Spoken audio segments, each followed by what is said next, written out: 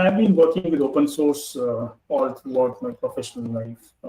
On the personal side, I'm an avid cyclist, and I'm working my way towards long distance cycling. So, last year I did some 5,300 kilometers over the year, and this year I'm targeting 10,000 kilometers. So let's see how that goes.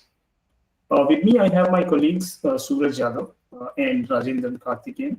Suraj is also a solution architect. He's based out of Delhi. And both Suraj and Karthik will keep an eye on the questions that we post, and we'll try to answer them during the session. Dear House, thank you very much. We are all ready for that. Yeah. Yeah, thanks, Suraj. So, here's the quick look at the objectives for today. I have a brief presentation which essentially explains the concept of containers and Kubernetes. And this is essentially for beginners, for those who might not have worked on containers or Kubernetes.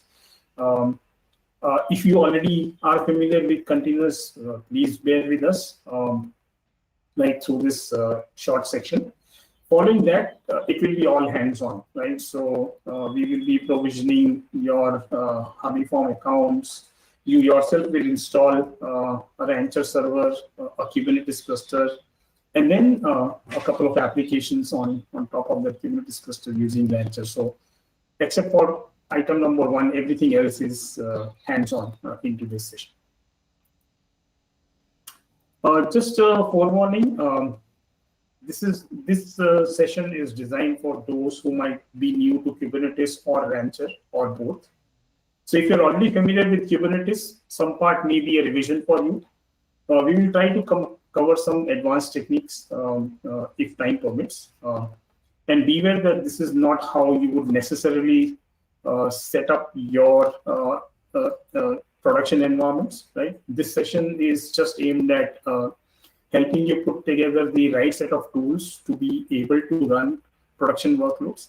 But this is not how you would set up your production environments. And then some prerequisite to be able to do the hands-on LAN, all you need is a browser. Ensure that it's either Chrome or Firefox or a Chromium-based browser and up to date to the latest version. Apart from that, you only need the internet connection. Please feel free to ask questions anytime. You can do so using the questions window in your webinar client. Our team of experts, Suraj and Karthik, will be monitoring it and will try to answer them. We will also have ample time for Q&A as we go through the hands-on. So if you want to ask a question verbally, you can raise your hand and we'll take note of it and give you an opportunity to ask the questions over audio. And remember, there are no bad questions. So if you're not able to answer your question during the session, we will get back to you with the answer post the session. Lastly, you're doing a hands-on. It's a live hands-on setup. So if things break for you, please be patient.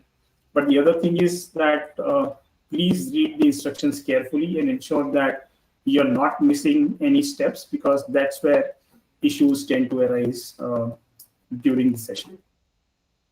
All right. So before we get on to the next section, I see some questions and some hands raised. So just have a look at it quickly. The question is the session recorded?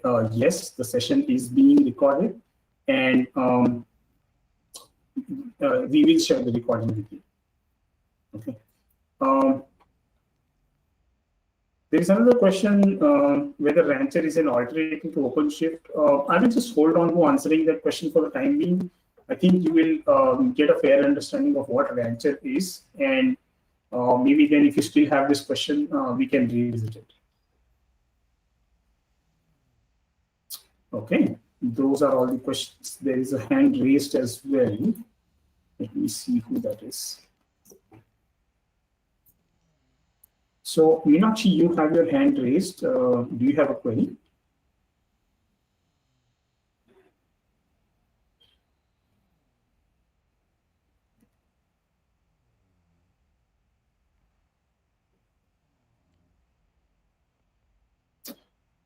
Okay, I guess not. So let's.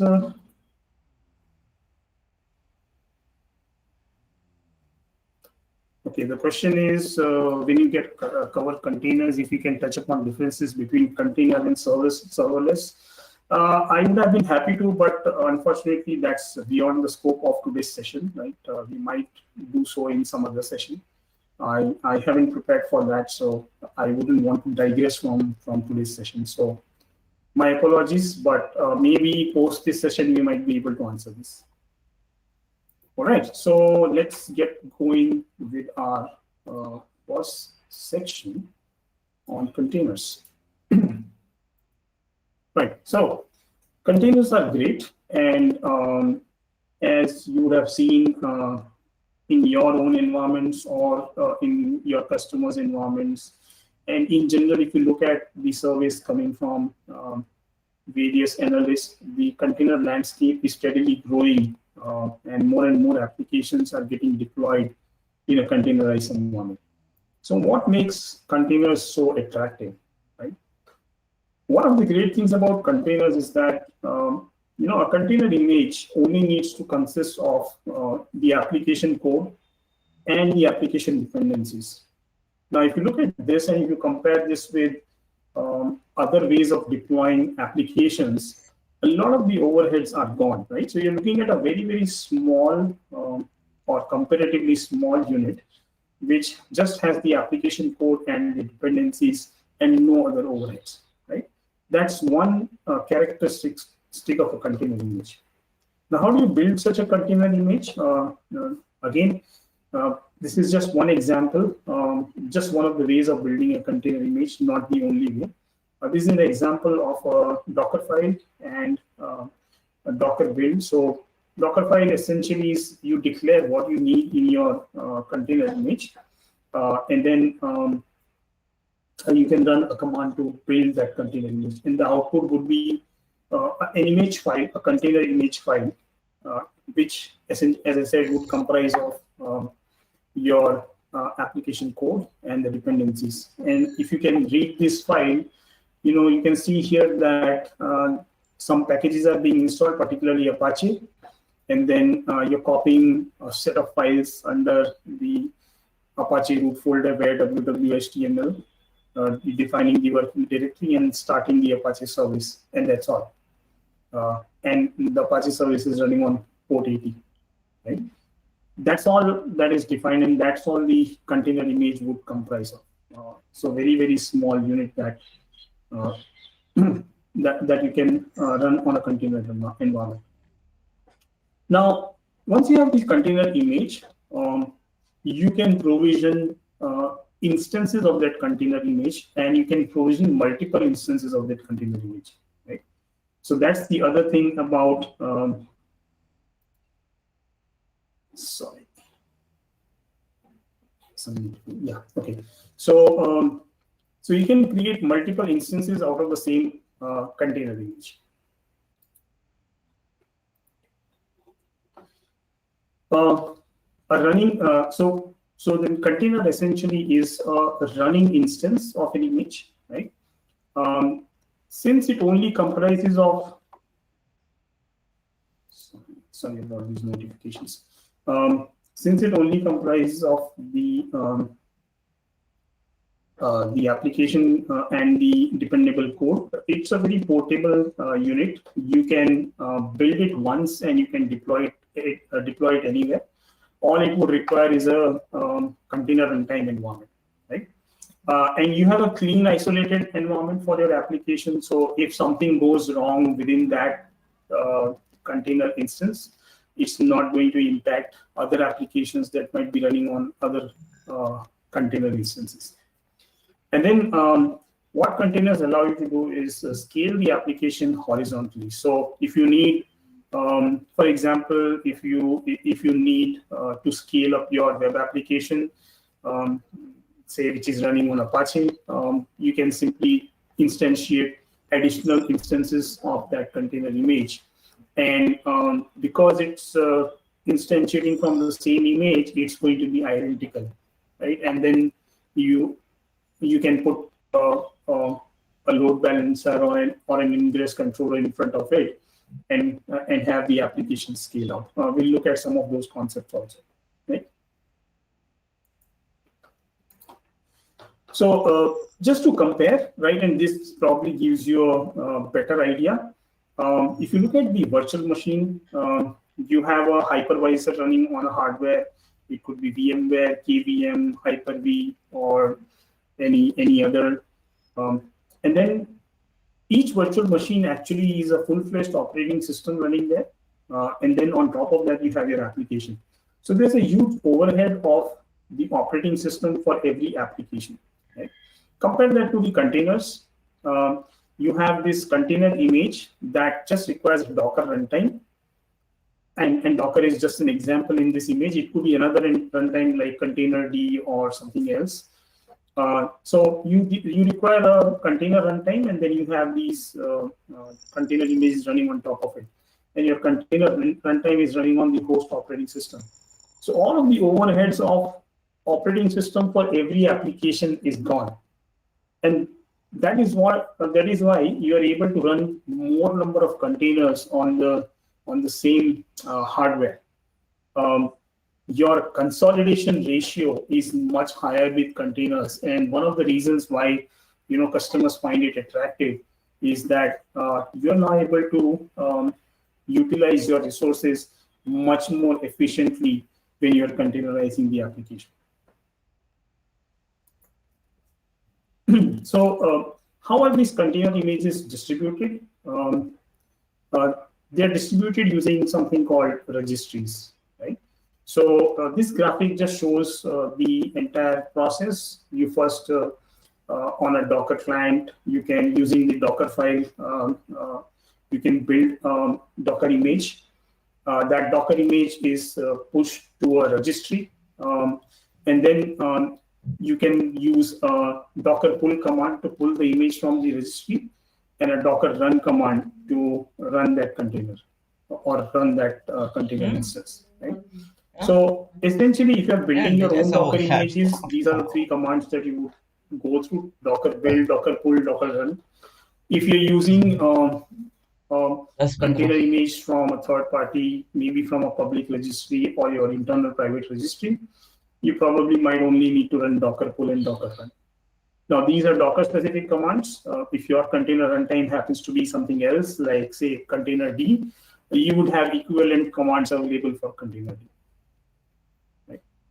Now, here we talked about registry. So what exactly is a registry, right? Registry is a central place to store your container images. The registries can be public, they can be private, they can be running on-prem, or they could be running on public cloud, right? So some of the examples are, you have these hyperscalers like Amazon and Azure providing you container registry, Amazon Elastic Container Registry, Azure Container Registry.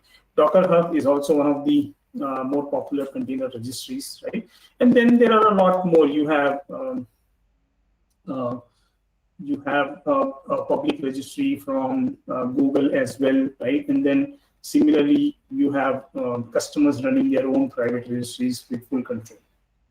Now, as we said, the primary job of a container registry is to store images, but you can extend the capabilities of registries with functionalities like vulnerability scanning. So as soon as you have an image uploaded into a registry, it will go and scan the image for vulnerabilities, right? Now, in a registry, you can also implement access control by integrating it with an LDAP or an Active Directory server.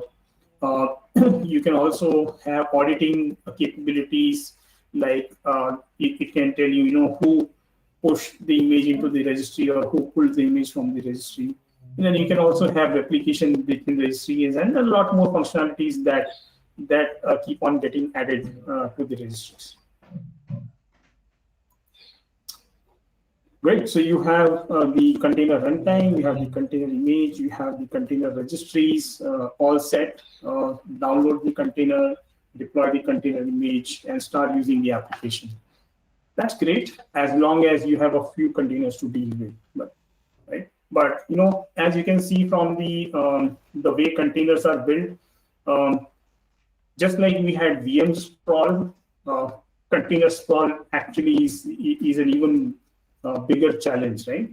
And the challenge comes up that when you have to manage more number of containers, obviously you can't run them on a single host. You probably need to run them on multiple hosts. And then how do you manage them? How do you ensure networking between them? How do you interact between them? How do you ensure that the containers remain up? The scheduling and all of that, right? How do you address the concerns around security? How do you automate? All of these challenges become difficult to manage if you're simply using containers or managing containers from the command line using the container runtime CLIs, right? And this is where Kubernetes comes in. So Kubernetes was built exactly to solve this challenge. Google had thousands of containers they needed to manage and orchestrate, and Kubernetes was their answer. Right? So what exactly is Kubernetes? Kubernetes is an open source container management and orchestration platform. It's designed to manage thousands of containers. What it does is it groups containers that make up an application into logical units for easy management and discovery. So now you have an orchestration tool that can manage containers running across multiple hosts, that can manage networking for them, that can manage scheduling for them. And basically, Kubernetes works on a concept of declarative configuration. Declarative configuration means that you define the desired state of the container image or the application, and Kubernetes ensures that that desired state is implemented, right? So, and we'll see some of the examples as we move ahead. The other thing in Kubernetes is that everything is treated as a resource. So whether you have your container running, whether you have your service configurations, your storage, your secrets, everything is treated as a resource in Kubernetes. And then you can perform operations on those resources. You can create them, you can retrieve them, you can update them, or you can delete them. The smallest unit of deployment within Kubernetes is something called pod. The pods, to understand, you can treat them similar to what VM is in a hypervisor world. A pod can contain one container or sometimes more than one containers, right? Most of the times when you deploy pods, they are running a single container inside them. But as you bring in enhanced capabilities like monitoring, logging, service mesh, right? You will see some additional container images running inside the same pod. Now the pod also has its own resources. Pod can have a storage resource attached to it. It can have networking resources. And pods are typically scheduled on what we call as a worker node. So just keep that term. We'll understand what a worker node is and what all makes up a Kubernetes cluster.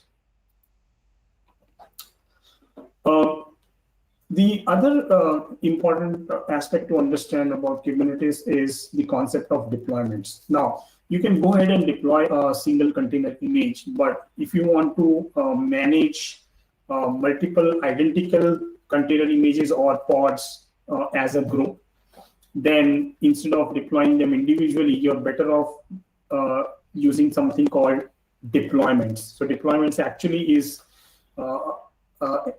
a way of managing identical number of pods, a number of identical pods, right? You manage all these pods as a group, right? So if you are updating the application, all of them get updated. You don't have to go and individually update each one of them. If you want to scale, you can scale it. If you want to roll back, you can roll back in the deployments, right? So deployments is a preferred way of essentially deploying your container images on Kubernetes. The other thing about deployments is that as I mentioned, Kubernetes has a declarative configuration. So you define a desired state, right? And if your deployment actual state doesn't match the desired state, then Kubernetes will ensure that uh, uh, it performs a set of actions so that it reaches the desired state. And I think we probably have an example of that. So here's an example of a deployment, right? We're deploying an Nginx container. And what we have defined here, as you can see, is that we need 3 replicas, which means we need 3 instances of that container image. So using a single deployment mechanism, we've deployed 3 instances. Now what happens if one of the instances terminates, or one of the pod terminates, right? So now you see that your actual state as of now doesn't match the desired state, because the desired state wants 3 instances to be running, but now you have only 2. So Kubernetes will take note of it that the actual state is not matching the desired state, right? And then what it will do, what the Kubernetes API will do is it will initiate or it will instantiate another pod from the same container image and ensure that now you have those 3 replicas running. So this is the beauty of Kubernetes. This is what Kubernetes ensures. You have declared a desired state. Kubernetes will ensure that you have that desired state running. I see questions, so keep them coming. We'll just have a look at some of them after this section. Right. So now you have the actual state and the desired state matching up. All right. Now you have, if you take the previous example, you have 3 instances of Nginx running. Now, how do you access them? Right. Typically, what Kubernetes would do is try to balance out the pods across the cluster. Right. So each of those pods might be running on a different node. Now, to access them, either you need to know the host name, the IP address, and the port number of each of those pods, which is very cumbersome, right? Because you cannot.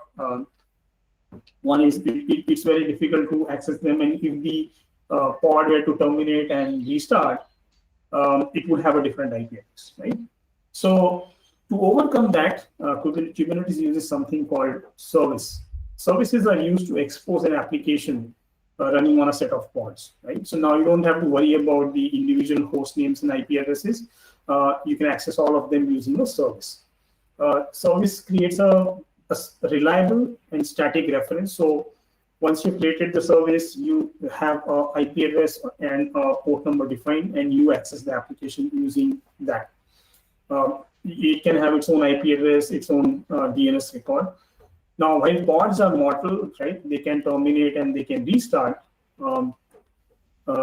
Services are not. Services are static, right? So they don't change unless you go and change the configuration.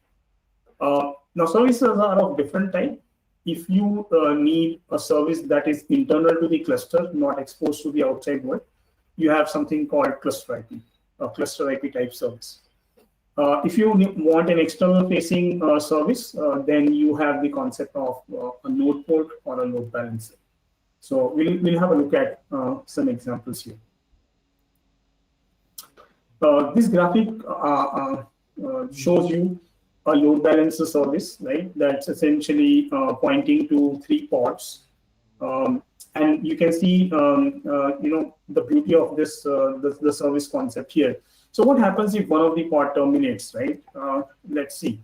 So you have this 10.42.0.6 that was running. It has terminated. Now, as per the desired configuration, Kubernetes will try to provision another pod, right? And when that happens, it comes up with a different IP address.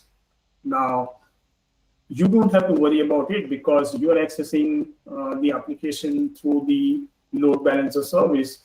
That doesn't change. The load balancer service keeps a note of, which pods, which pods it needs to talk to, right? So even if a pod terminates and a new pod instantiates, the load balancer service will take care of it, right? So that's how it simplifies access to the application. Right.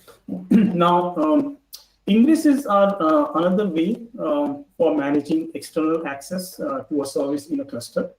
And typically, ingress is used for managing HTTP services or for accessing HTTP services. Um, ingress gives you externally reachable URLs, and then ingress can also load balance the traffic. You can do SSL termination using ingress. You can even facilitate name-based virtual hosting.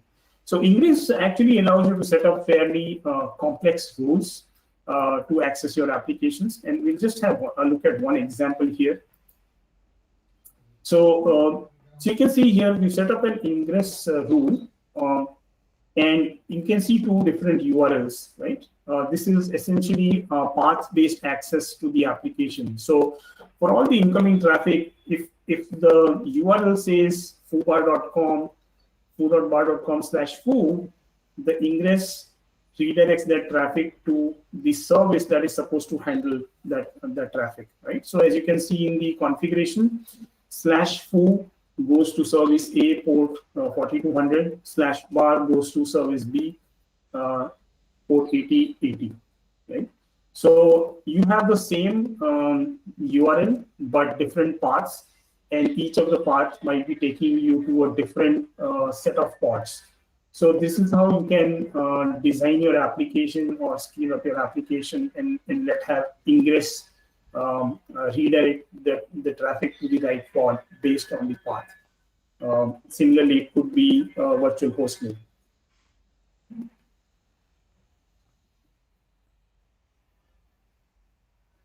All right. Now, similar to pods and services, there are a host of other resources that can be deployed on Kubernetes. You have config maps, you have secrets.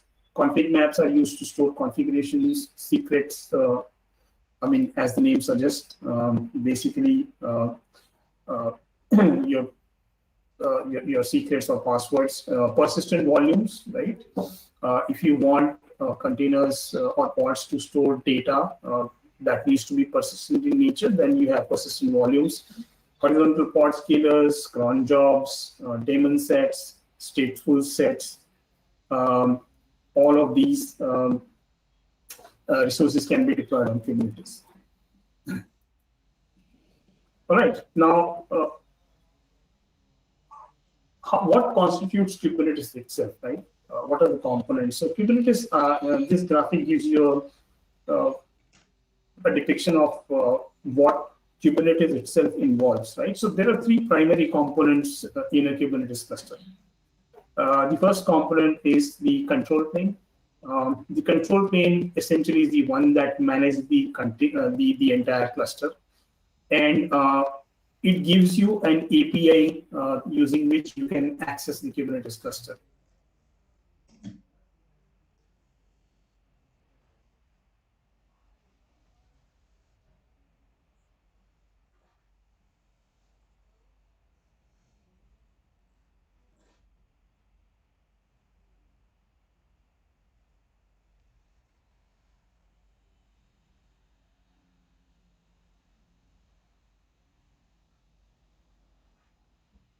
Or the computers. Third component is a set of worker nodes. Now, these are the nodes where your actual pods or your workloads are going to be running, right? So you have control planes, you have XCD nodes, and you have worker nodes. In production environments, typically each of them would run on their own set of separate nodes.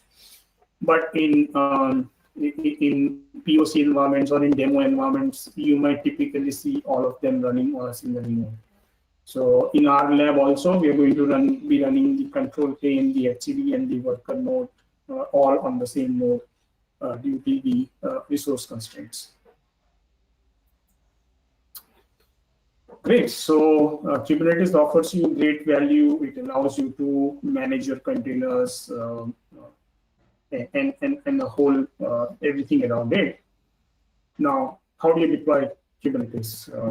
Typically, Kubernetes is hard to set up if you just download the upstream project, right? If anyone of you has done it, you probably understand the challenges. And deployment is just one of the challenges, right? Kubernetes keeps on releasing new versions, so upgrading it and maintaining the life cycle is a whole different challenge altogether. So now, if we think about Linux, right? In the initial days, many people used to think, "Oh, I will compile my own Linux distribution," but that's not how it works in the production environments. You typically use a distribution. You don't go out and build your own Linux from scratch. Similarly, in the Kubernetes world, you don't need to build your own Kubernetes. You can use a Kubernetes distribution like RKE2. So RKE2 is essentially the next version of Rancher Kubernetes engine, right? It provides you the best of both worlds. It's 100% upstream Kubernetes, fully CNCF certified, and very easy to install. In fact, this is what you would be installing in the hands-on lab. It combines the best of RKE1 and K3S. RKE2 runs on Containerd as the container runtime. It offers you zero downtime upgrades. You have backup and disaster recovery capabilities built in. You can do air-gapped installation, one of the common demands that comes in production environments. It offers you very easy to configure hardened CIS profiles or CIS configurations. It is enabled for FIPS 142 compliant, 140-2 compliance. And then it comes with a host of add-ons. You have etcd, CNI plugins, core DNS container, ingress controller, metric server, Helm controller. You're actually going to deploy RKE2 both for deploying Rancher as well as a managed Kubernetes cluster. Now, just like containers, right? When you have a few, they're probably easy to manage. When you have more, management becomes a challenge. So similar for Kubernetes clusters. If you have a couple of Kubernetes clusters to manage, not a problem. You can do it easily. But as we have seen that more and more customers are getting into a mode of deploying multiple Kubernetes clusters, right? Now, for various different reasons, it could be because they are running in different environments, right? They could be development environment, your staging environment, your pre-production, production. So you have diverse environments, or they are being managed by different teams or different business units, running on different hardware, running in different locations, or running across multiple environments, right? Some of them running on-prem, some of them running public cloud. So you have a whole host of scenarios, and typically customers are not running one or two Kubernetes clusters. Most often they're running many Kubernetes clusters. So now how do you manage multiple Kubernetes clusters which might be running across diverse environments, right? You need something to be able to manage that. So where do you turn to? You do have the Kubernetes ecosystem, right, under the CNCF Foundation, and you have a whole host of projects available under it. So, and this is just an example of the database options that you have available under the Kubernetes landscape. Well, while having options is good, having too many options is not so good, because now what do you choose? What is the right tool for you? And this is not just limited to database. If you look at the entire landscape, it's probably a nightmare, right? What do you pick and choose? What's the right thing for you? What's the right tool set for you? Well, you don't have to worry, because this is where SUSE Rancher solves the problem for you. We have a tool, we have a product called Rancher, which simplifies the complexity of managing Kubernetes landscapes across multiple infrastructure. So if you start right at the bottom, right, your Kubernetes could be running anywhere. It could be running in your data center, maybe an RKE2 distribution. It could be running on remote sites. It could be running on a developer's laptop. It could be running on a branch office, or it could be running on a edge location where you might be running something like K3S. So again, multiple Kubernetes distribution, different landscapes, or you could be running Kubernetes on a public cloud, right? AKS, EKS, GKE, or a whole host of others that are available. So if your Kubernetes landscape spans across these diverse environments, how do you manage all of them? And that's where Rancher comes into play. Rancher provides you that management layer, which comprises of one, tools that simplify cluster operations and allow you to manage the infrastructure. Two, your authentication and policy enforcement and governance layer. And three, additional platform services that allow you to build and secure your Kubernetes landscapes. Right? So things like being able to do a complete lifecycle management of a Kubernetes cluster. And when I say lifecycle management, you can do provision, you can do upgrade, you can delete that Kubernetes cluster, you can expand that cluster, right? You can define templates that any new cluster would be based on this template. So all of that can be managed using Rancher. Not just that, Rancher integrates with various different platform providers. So it not just deploys additional cluster nodes, but it can also provision additional OS, additional nodes or additional VMs, right, to run the Kubernetes clusters. It can integrate with any authentication source, Active Directory, SAML, Okta. There are a host of others. Right, you get a centralized auditing. You have CIS benchmarking built in. You have monitoring and logging, and very soon we will be coming up with AIOps built into Rancher. Right, you have open policy agent and a tool called KubeWarden to write policies in any language. There is a rollback access control available at the global level, at the cluster level, at the namespace level, so you can implement those policies. And then you have container security integration coming up very soon. The Rancher catalog from which you can deploy applications very quickly, monitoring dashboards, service mesh Istio that can be deployed very easily. And then through additional product integrations, for example, Longhorn, we can also provide Kubernetes native distributed storage, right? So you don't need to even have any external storage. Longhorn provides you Kubernetes native storage that can run on the worker nodes itself, leveraging the storage capacity available on the worker nodes. So Rancher gives you all of these capabilities, and using Rancher, you can manage multiple clusters running across multiple different types of environments. And you could be running them on any operating system, right? Not mandatory to run everything on SUSE, although that's what we would prefer. But if you want to run it on any of the other Linux distributions, as you can see at the bottom of the slide, you can run RK2 and K3S on these. You can run Rancher on any of these. We fully support it, right? So this is what Rancher provides. And well, I've talked enough. I think let's just try it out. So what we are going to do now is provision the environments. And while we do this, so all you need to do is in your browser, enter the URL learn.u.hobbyform.io and register with your email ID, set up a password, and provide this access code.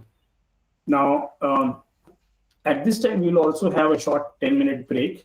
In the meanwhile, you can all set it up in your browsers, and then we'll proceed further. I will also have a look at the questions and try to answer them in the meantime. Right.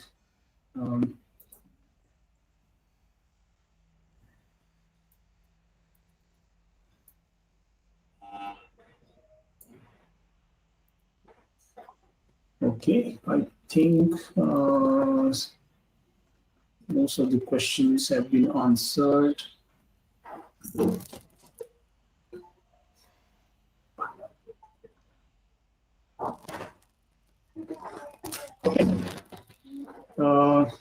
very nice content. Thank you. What is FIPS? So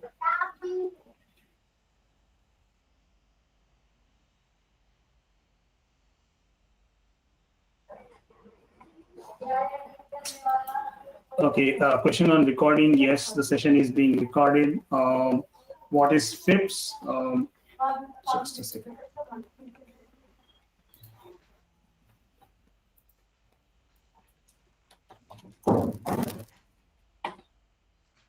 FIPS essentially stands for Federal Information Processing Standards, right? And you can probably have a look at it. And this is FIPS 140-2. It's a security certification mandated by the US government. And in fact, RKE2 is FIPS compliant because it is derived from an RKE distribution that was built specifically for the US federal government called RKE Gov. And that's why it carries that FIPS compliance over to RKE2. Okay, so question examples, names of other Kubernetes engines available like Rancher. So, you know, the other Kubernetes engines I showed on the Rancher graphic, you have AKS, EKS, GKE, you have, I think, Oracle Kubernetes engine, OKE, OpenShift would be an example of that. There are a whole host of Kubernetes distributions available. K8s cluster is a Kubernetes cluster. Do we have swags for the event? Akshat, I'm not sure what that means. Maybe you can follow that up with a more clear question. Does Rancher support containers on Windows OS? Yes, we do. You can have Windows worker nodes and you can deploy containers on Windows.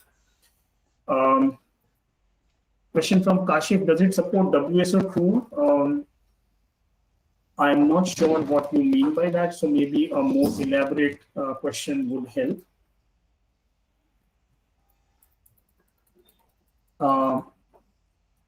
Okay, are services only used to expose defined deployment or are they used for any other resources too? Services typically are used to access your deployments or your applications basically, right? So those are the ones running on pods. Yeah, so I'm seeing no scenarios or courses found. Bear with me, we will sort that out quickly. Question from Atil, are we planning to do any session for Rancher on RK2 in air-gapped on-prem? We are not going to do a session on this, but this is very well documented in the Rancher documentation, so you might want to refer to that. Yeah, I will post the access code as well as the URL in the chat window as well, so that it's very clear. Meanwhile, just we can have a quick break. We restart in about 5 minutes, that is 10:50. In the meantime, let me just sort out that scenario thing. Yeah.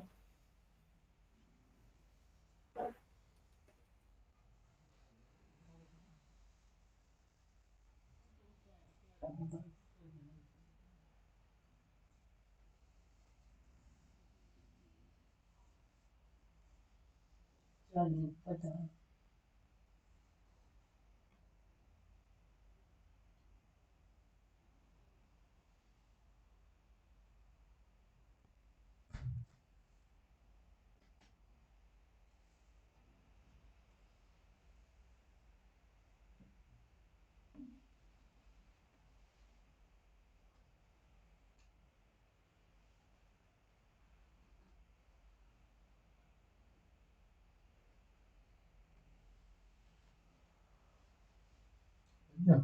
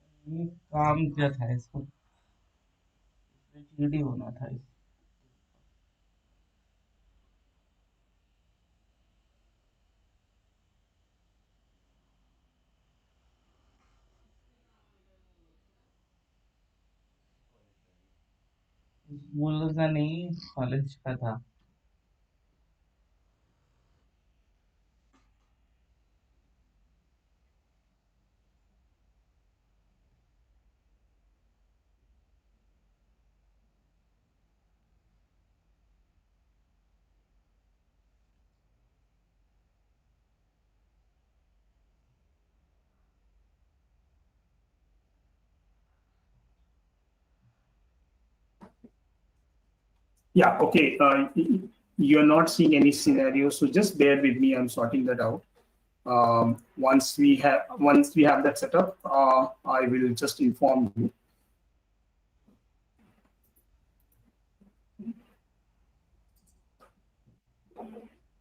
Just give me a few minutes. Yeah, Rahul, for temporarily, I was outage of the internet. So yeah, please do let me know if I missed any important point here.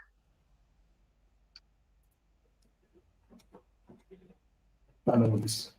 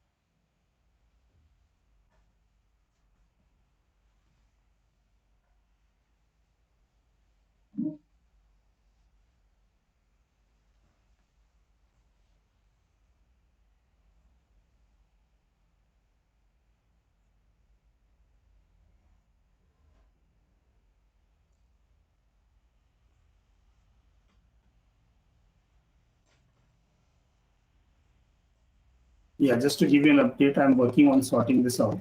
Um we need a lot of we need a, a lot of VMs to be running to support the environment. So just give me some time.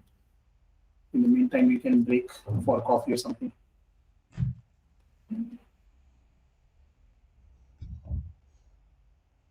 Yeah, so Rahul, let us officially declare a break for 10 minutes. Meanwhile, we are working on that and people will return back.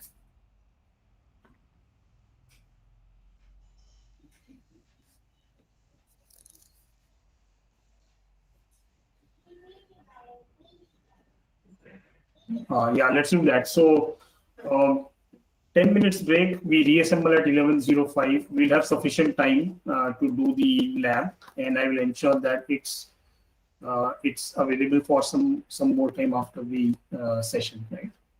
So 11:05 is when we reassemble. I hope by that time we will have the labs available.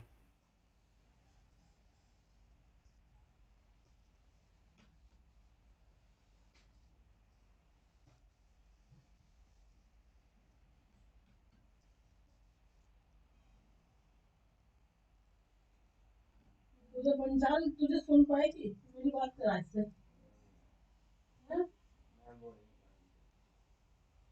तो class teacher से मेरी बात करा दे ना इसी पे मैं बात तो उससे पूछूं तो साथ में हमसे देख तू मुझे अच्छे से बात करा दे उससे पूछूं तो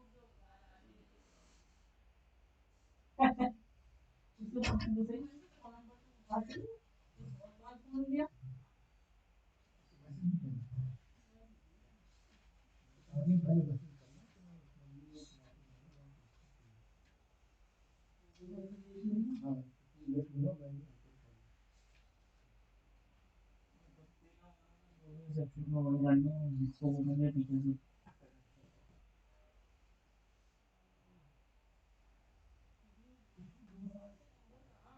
आठ बजे के 9 बजे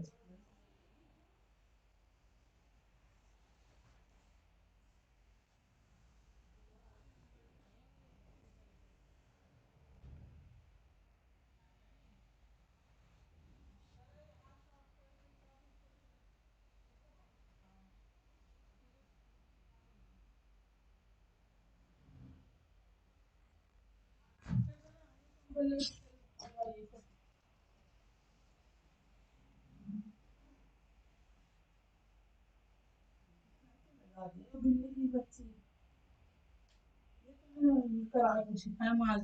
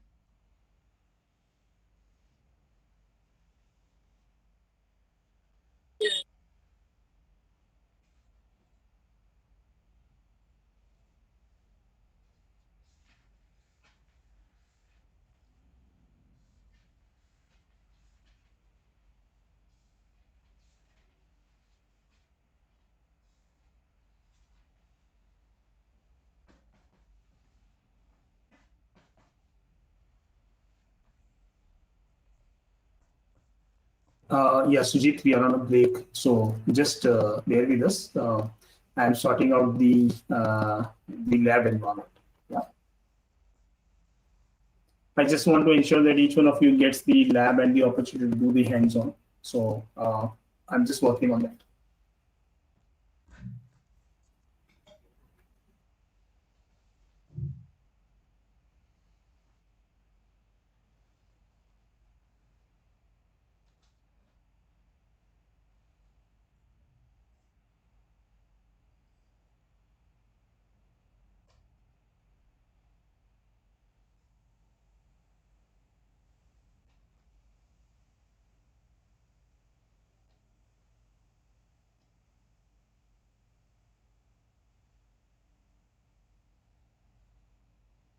Rahul, is there some kind of a beep or kind of alarm is ringing?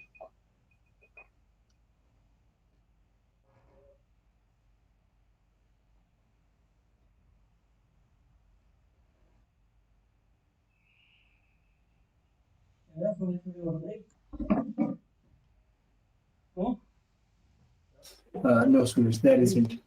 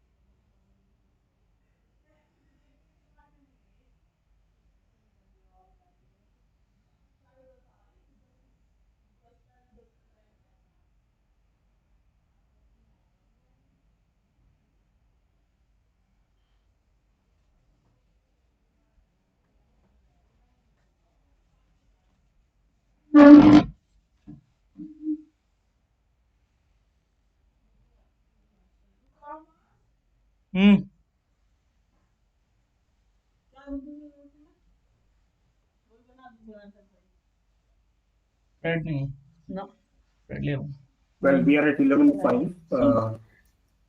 I'm still continuing to work on that. Should be sorted out soon.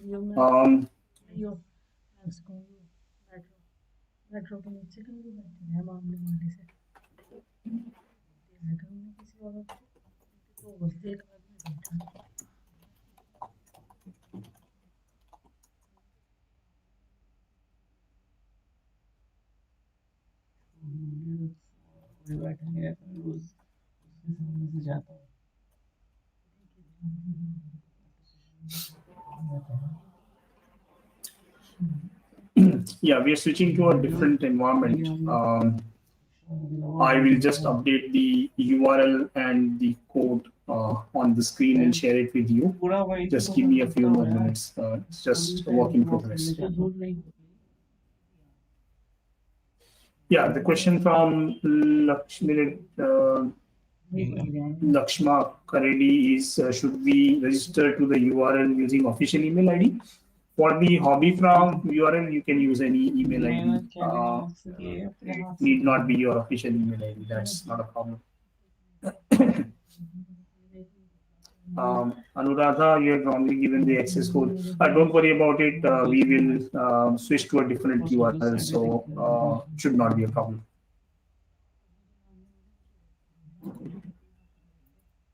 Yeah, I will update the URL and the code. Just we're working on that, and then we should be able to start.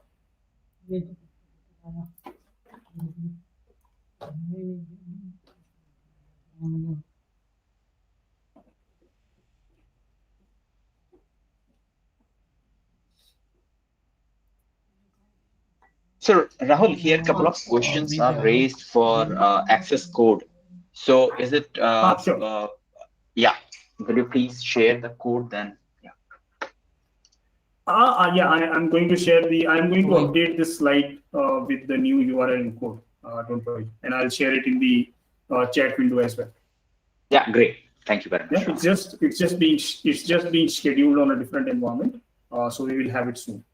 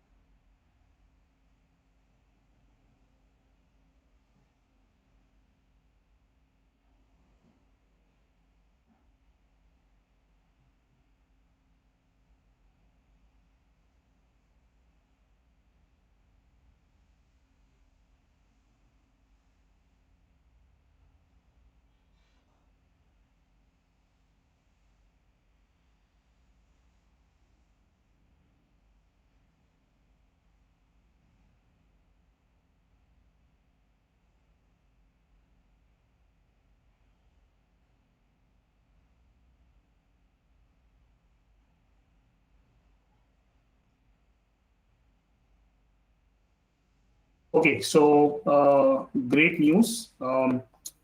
We have the environment sorted. As you can see on the screen, the URL has been updated. So just close the previous window, open up this new URL, and the access code remains the same. I'm just going to put both the URL as well as the access code in the chat window as well.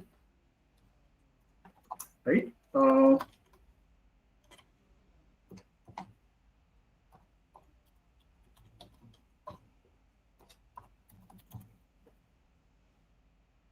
And can just a couple of you confirm if you're able to see the scenarios with the new URL?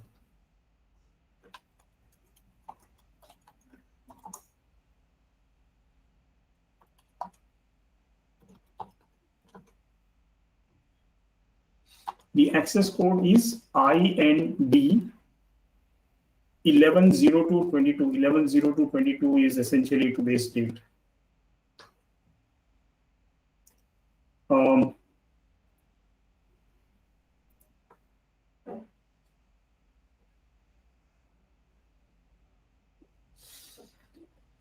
Well, the pod can include containers of different applications, but you wouldn't want to do that.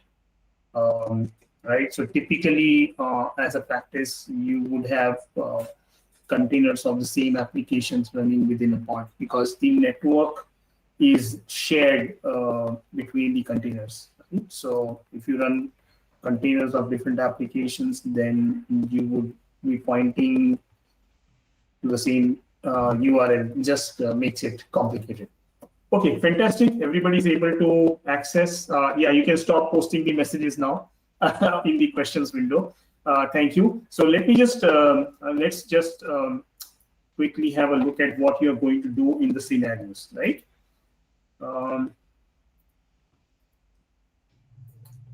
Right. So there are two parts to this hands-on. One, and don't start doing it. It's very important that you listen to the instructions and I will show it to you also, and then you can start.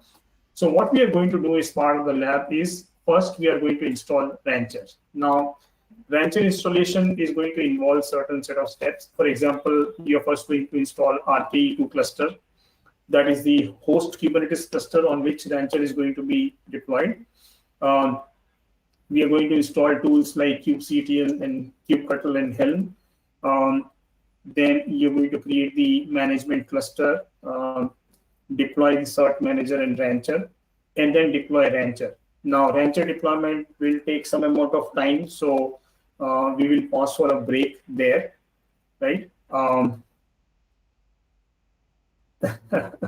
Okay. So a small message that came up from my colleague that, yeah, in the earlier lab in Europe, we were using RKE2 as the host. In North America. This one, you will see K3S, but don't worry, the instructions are all there, right? And once we have the Rancher set up, then the rest of the stuff we will be carrying out from Rancher itself, right? So let me now switch to my browser so that we can have a look at the scenario. Let me just switch that. Yeah, there it is. So now I hope you can see my browser screen. Okay. Debanjan learn.na.hobbyfarm.io. It's not .com, did I? Oh, sorry. Sorry, my mistake. It's not the URL that I posted in chat. It's incorrect. It is hobbyfarm.io. Yes, I just posted the updated URL. You can also see it in my browser window, right at the top. Right, it is. Yeah, thank you. So once you see this scenario, you have to do start scenario. Okay. When you do the start scenario, it's going to provision 2 virtual machines, as you can see on my screen. Right. Listen carefully. Now, note the name of these 2 virtual machines. Right, because it's very important that when you are doing a specific activity, you are doing it on the right VM. So there is a VM called Rancher 01. This is the VM on which all the steps related to Rancher installation will be performed. Okay. Then there is another VM called Cluster 01. This is the VM on which your managed cluster is going to be deployed. Okay. So when you are following the instructions, see it's mentioned in the instructions which VM you have to perform those steps on, right? So be very, very careful, because if you perform it on the wrong VM, you will mess up your deployment. Okay. So now remember, we have about 228 people on this session. When each of you try to start the scenario, we are going to see a provisioning of about 450 odd VMs simultaneously, right? So it might just take a little bit of time, so bear with that. Once you have this deployed, click on Begin Scenario, right? And there you see the introduction. I'm just going to increase the font size. Hopefully that works. Let me also make it full screen. Yeah, Rahul, it is clear All and right. visible. All right. Just Suraj, just keep an eye on the questions, right? Because I'm looking at the scenario, so I won't be able to see the questions. Yeah, All right. definitely, Rahul. Now, okay. So in this, you can walk through the introduction. I'm not going to read it out. As it said, we are using two virtual machines, Crystal 01 and Rancher 01, right? Now this lab will be up till about 2 o'clock, I believe. So you will have it available, after which it will tear down the lab.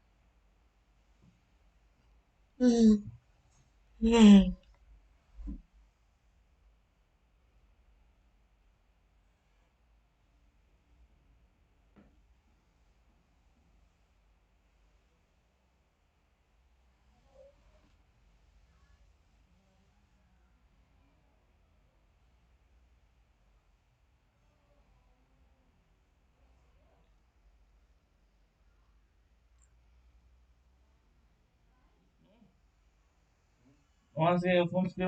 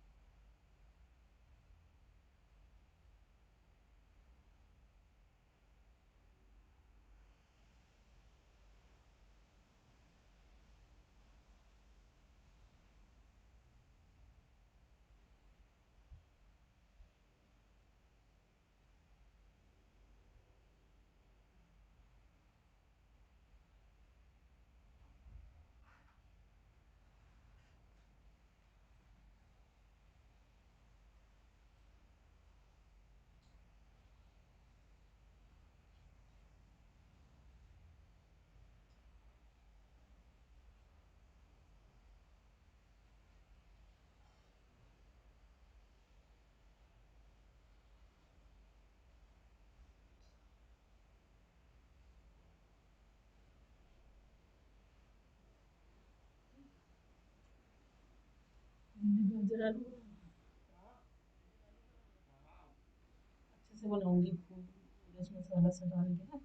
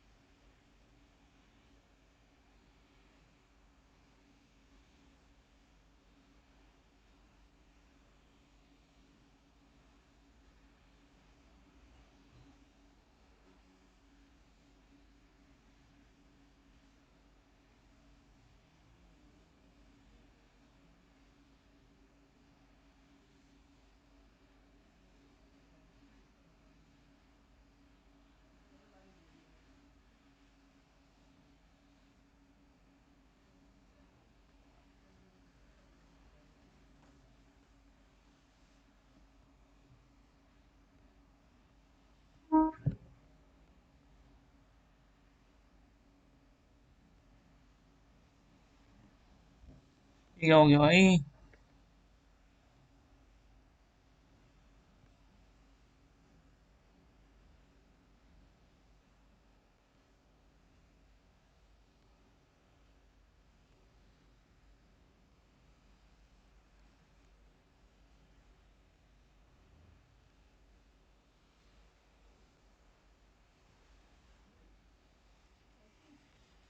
जहाँ तेरा mask का खाना बहुत अच्छा आ रही। हम्म। जहाँ तेरा mask का खाना बहुत अच्छा आ रही।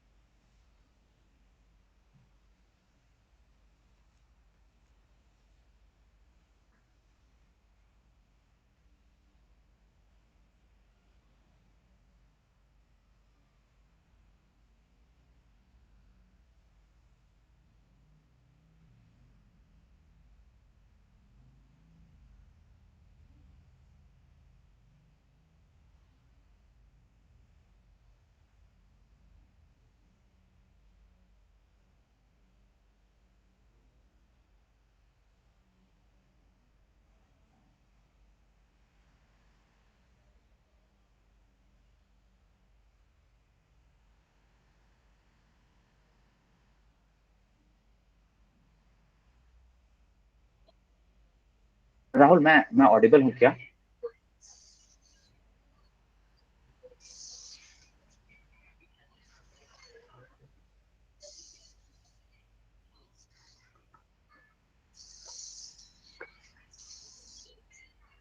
Well, a quick update to all the attendees. There is a little power outage,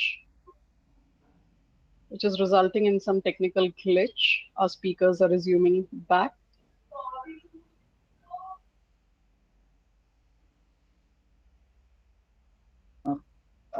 Deepthi, I see only the staff section, not the general audience. Just 1 second. Yeah. Yeah. Yeah, you're back to organizer now.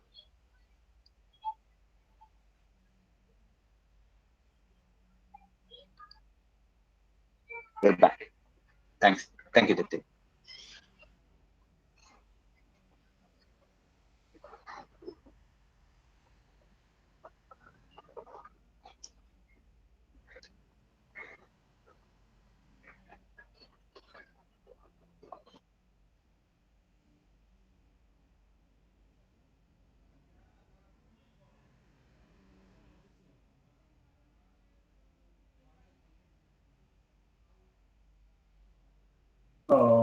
Aditi. Yeah, Rahul. Hi, Rahul. Hi. Sorry, I was completely, my network was down. Just got back. Yeah. Yeah, so- Guess it was so not Rahul, me. It wasn't me even. Yeah, it seems it was totally Airtel outage. I see responses from different parts of the country, and they are also facing the same. But at the same time, it also get restored. I think it is very specific to the Airtel. Yeah, Dipti, can you again make me the organizer and presenter? Yes.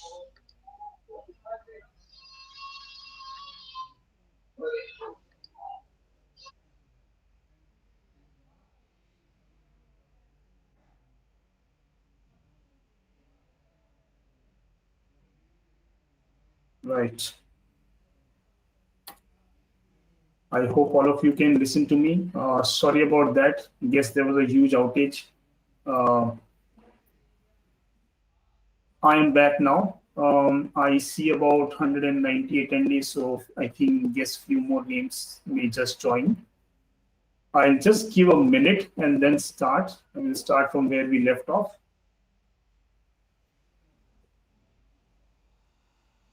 And I hope our recording is continuing. Dipti, did our recording stop?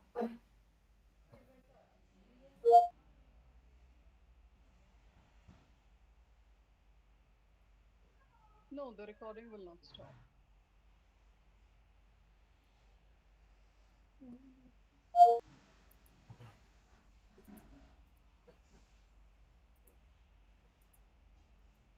All right. We have 122 people. Okay, so let me just have a quick look at the questions window if there are any issues with anybody.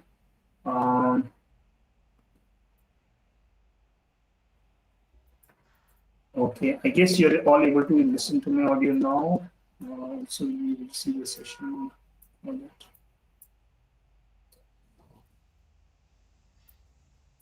Yeah, I think somebody's progressing with the lab. Some pods have a status of completed, so that is fine. Right. I'm just going to look at these sessions. Yeah, I had lost my net connection, so that's why I was completely inaudible. We haven't progressed in the session, so I will just take you through the steps. Okay, Rajesh faced an issue. We will revisit that in a moment. I guess a lot of people were on Airtel and had an Airtel outage. Same here with me. Okay, so let's get on with it. I think. Right, so these are the two VMs, cluster 01. This is where your managed cluster will be deployed, and Rancher 01 is where you would be doing all your Rancher installation. Now, keep a note of two things here, the public IP and the private IP, because when you try to install a cluster, this is something that you will have to provide. Okay, so let's start.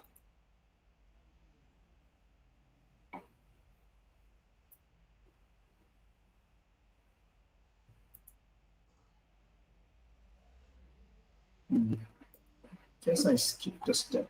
Let me go back. Right.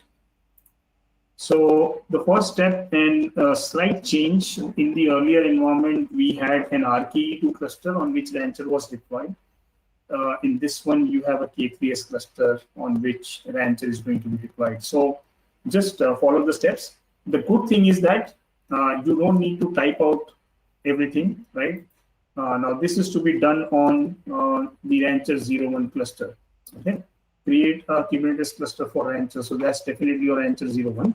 All you have to do is click on the box, and it will actually copy paste the command automatically, right? So you can take advantage of it rather than having to type the long cumbersome command.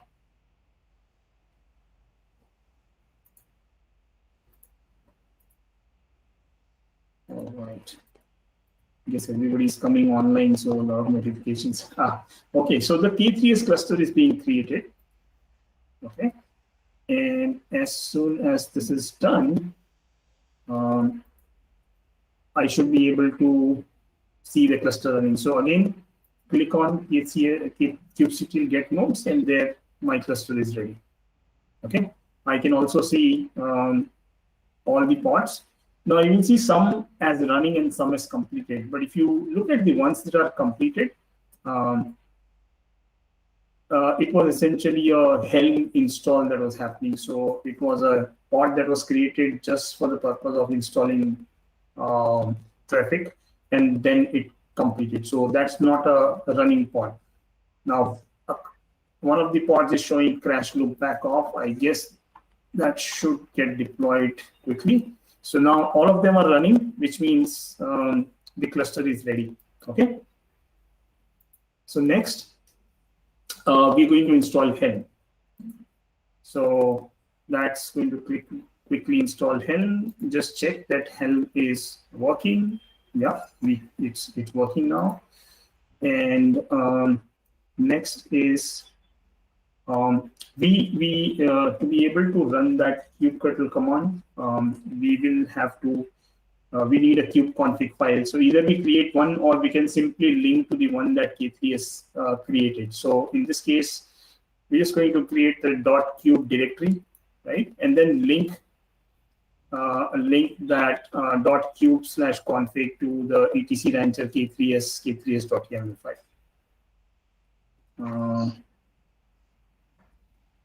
To create symbolic link.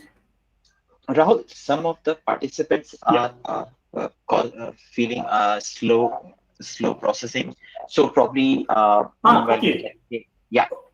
Okay. So I'm just showing you quickly. You can just watch it. You don't have to run in parallel with me. All the instructions are there. This is like, have a look at it, how it works, and then you can carry it at your own pace. Don't worry about the time. Obula Reddy, you say you have RK to install, not K3s. Are you on the EU hobby farm or the North America hobby farm? Okay, Mahesh Kumar says you're not able to get those commands in VM. I'm not sure which browser you're using, Mahesh. If you're using Chrome or Firefox, it works just fine. I'm using Firefox here. The lab would be available till about 2 p.m. Abhishek. Yeah. So if you want, I will just pause here for some time. Let others catch up if you want to do it in parallel. So my kubeconfig exists already. I can check Helm all namespaces, and that works as well.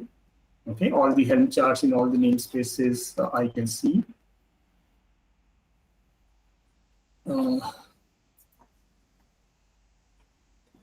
Okay, so that's where we are for the time being. I'll just switch to the next one and wait. Just give a couple of minutes. In the meantime, I can have a look at the questions in the chat window. Yeah, please ask your questions in the questions window, not in the chat window. It's very difficult for me to track questions everywhere.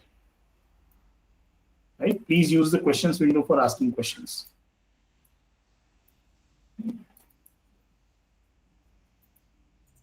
Okay. Aishwarya, I don't see the cluster 01 and rancher 01 terminal. Did you? I hope you selected the scenario and began the scenario, because that's when the VMs will get provisioned. And after that, you will see rancher 01 and cluster 01. The recording will be available. Yes.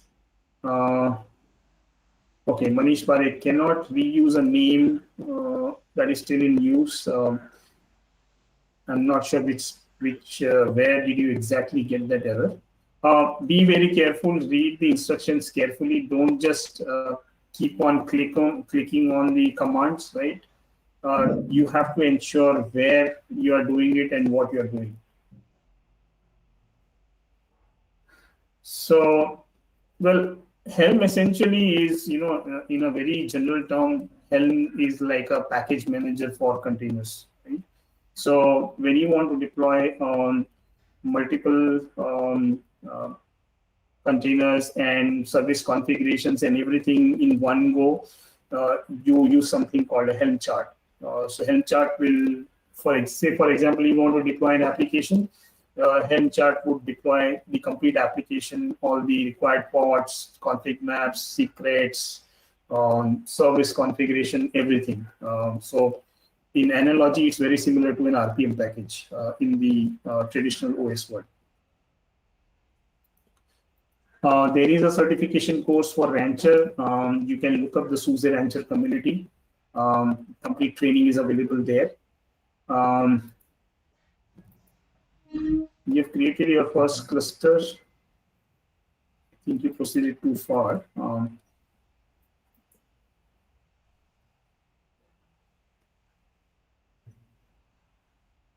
Not able to log in from the browser. Okay, just hold on there. Can we orchestrate these K3s or RP2 using Terraform or Ansible? Do we have any official repos for installation? Well, you can, but here we are using, no, Helm is not same as Ansible. Okay, orchestrating K3s or RK2 cluster. I would have to hold on to answering that question. I think it's beyond the scope of this lab, but we'll definitely look at it. I would need to understand what exactly you are wanting to do. All right, so I hope everybody's K3s cluster is up and running, and you have reached this stage where we are able to ready to install the cert manager. Now, cert manager is used by Kubernetes to automate the management and issuance of TLS certificates internally, right? So that's why we are installing the cert manager before we install before we install Rancher. Okay, so cert manager is installed using this command. All right, so that's done. Next, we are going to add the JetStack Helm repository, right? So we're going to install the cert manager chart. So add the JetStack Helm repository, done.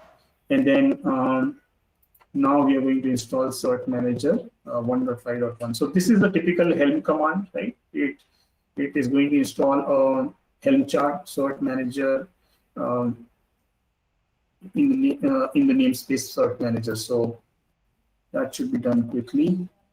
And once this Helm chart is installed, we can monitor whether the installation deployment has completed or not, because that takes some time. Cannot use a name. Okay. So this is the error somebody got earlier.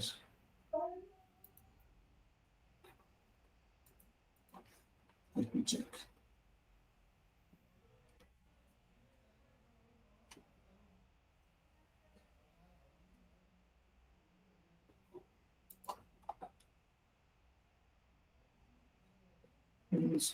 Manager, create namespace.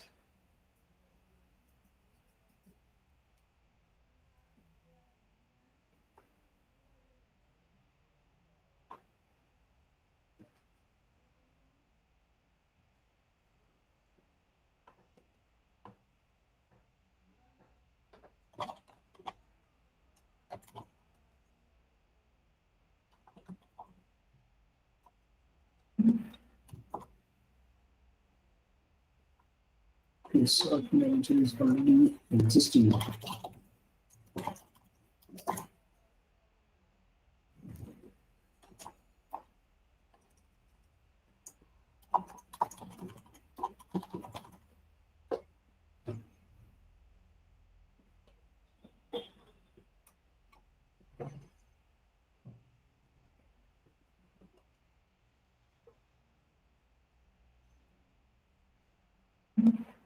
I guess there is redundancy here. Cert manager is already installed, and cert manager webhook is also installed. So if we run this command, okay, so this is where you just need to take care of. You can ignore the Helm chart because I guess cert manager is already getting installed in this command.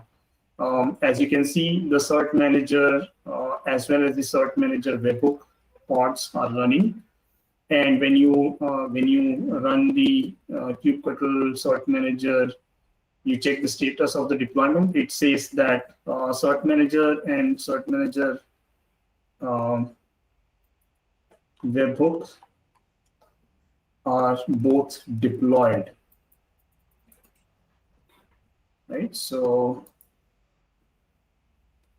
webhook is also successfully rolled out. So whoever is getting this error, just skip these two parts, the helm repo at jetstack and helm install, because that's probably redundant. I think we need to update this lab. Okay, so if you are getting Cert Manager rolled out successfully and Cert Manager webhook rolled out successfully, you are good to proceed further. If not, then something has gone wrong. Okay, now we are going to install Rancher. So for that, the Helm repository for Rancher is going to be added. Okay. Now we keep getting this warning because this file is world readable. If you want to fix that, you can simply do chmod 600 .cube config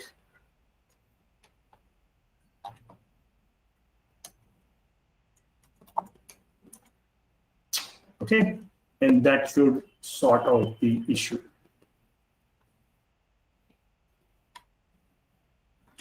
Because it is recommended that your kubeconfig file is not world readable. The permission should 600 permission work fine.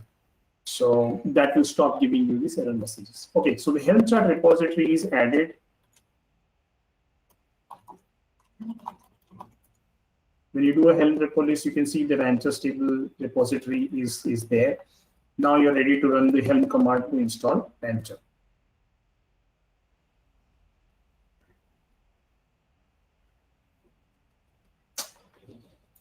Okay. So yes, we will have to live with the warnings. So don't make this change. Okay, so now the Helm chart is installing, but you can test whether the deployment has proceeded successfully or not. So you can run this command. What it's going to do is keep checking the Rancher URL whether it has deployed or not. This is going to take some time, right? Because one part is the container deployment. Once the containers are deployed, you know, things are configured internally before the Rancher is set up. So only when you see the message Rancher is ready, then you will be able to access your Rancher URL. Now let me see. I'm sure there will be queries here.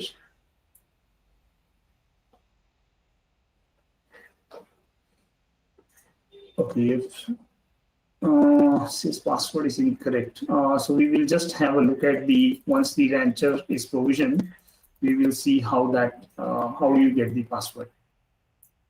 Okay, installation failed, cluster unreachable, connection refused. When you say when you post any message, also please mention at which command, which is the command that you ran, right?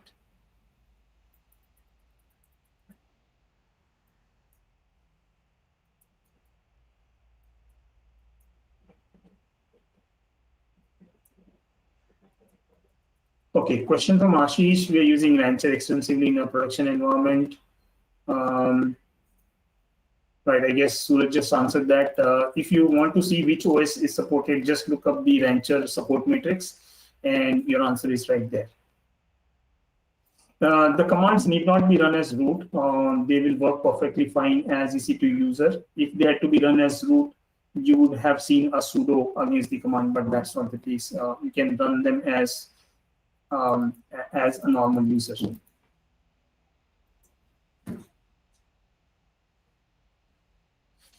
Okay, Zia Hassan, your error clearly says namespaces cert manager not found, which means in your case cert manager has not been installed. You can check, you know, kubectl get namespaces, whether you see the cert manager namespace there. Right, in my case that exists. In your case, if it doesn't exist, it means that your cert manager is not installed. So go back and ensure that cert manager is installed.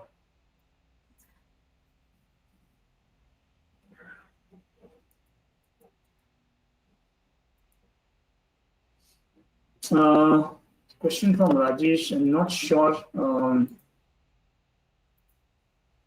what you're trying to convey here.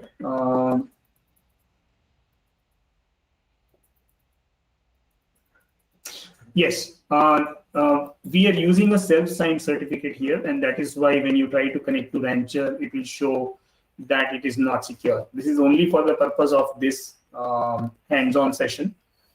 We couldn't have generated so many certificates, right? But obviously, when you do when you set up in a production environment, you would use your own valid certificate, so you wouldn't see this error message. Rancher installation failed. Yeah, okay. So Kashif, you just got the same message as I got. Maybe you also ran the chmod 600 command. So revert that, make it chmod 644, right? And then it should proceed. I got exactly the same error. But my Rancher installation has progressed, and I think you can see that my Rancher is ready.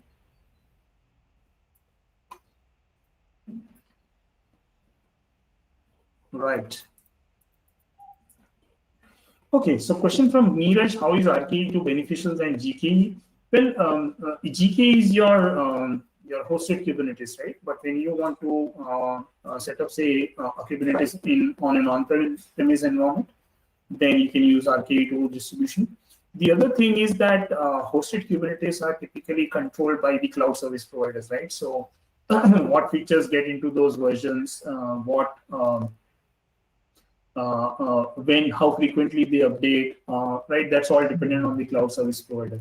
If you want a complete control over what versions you're going to run for your applications, then using something like RKE2 makes sense, because then you can run RKE2 on-prem, you can run RKE2 on any of the public cloud, you can run RKE2 anywhere. So you have a consistent version across all your landscapes, and you have full control over how that RKE2 is going to be deployed. So that's the benefit. Having said so, I'm not saying that don't use the hosted Kubernetes, use whatever is best, but that was one scenario where you may want to use RKE2 everywhere, right? To have more control over the Kubernetes distribution. Yeah, cannot reuse the name. Rajni, I just mentioned, right? The first command itself is installing cert manager, so you can skip those, the couple of helm commands, and you should be fine. Yeah, don't run that helm command for cert manager. Creating a Kubernetes lab cluster within Rancher, this part not understood. Okay, so Rancher, as I highlighted, is just a management platform. It's meant for managing Kubernetes clusters, right? It's not a Kubernetes cluster by itself, although it is running on a Kubernetes cluster. Now, using Rancher, you can provision new clusters, as we are going to do as part of this lab.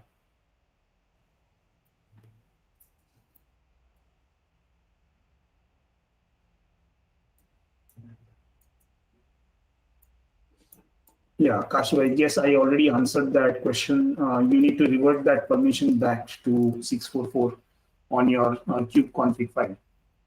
How we can change hostname instead of SSI default domain name? We need to use our own domain.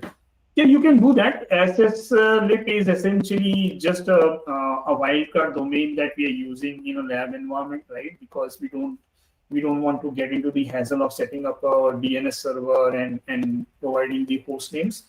But in a production environment, obviously, you would use your own host names when you are deploying Rancher or any other application. Here, we're just using a dynamically generated DNS name just for the ease of use. Okay, but you would obviously, for example, in my lab environment, I use a proper host name which I have configured on a DNS server. But here, just for ease of use, we are using a dynamically generated one.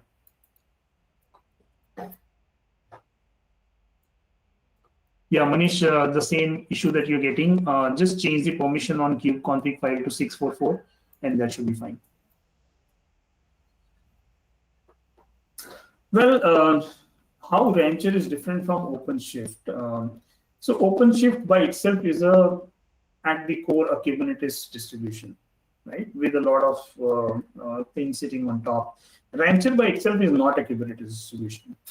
Our Kubernetes distribution is RK2 or K3S, right? Rancher is more of a management platform. Now, the core capability of Rancher is managing multiple clusters. Whereas in case of OpenShift, to be able to manage multiple clusters, you need an add-on like advanced cluster management, right? So whatever that add-on provides, that's the core capability of Rancher. That's one major difference. Now, the other difference is the ability of Rancher to manage multiple Kubernetes distributions and do a full lifecycle management. So, for example, Rancher can do a full lifecycle management for AKS, EKS, GKE, which even the advanced cluster management cannot. In fact, we have a great document available on this called the buyer's guide, where we have a detailed comparison of Rancher versus OpenShift versus Tanzu, as well as Anthos. If you are interested in the comparison, you may want to have a look at it. And I'll just request Suraj to paste that URL for the buyer's guide and respond to everybody so that everybody can have access to it. Yeah, sure. All right, Rancher is ready.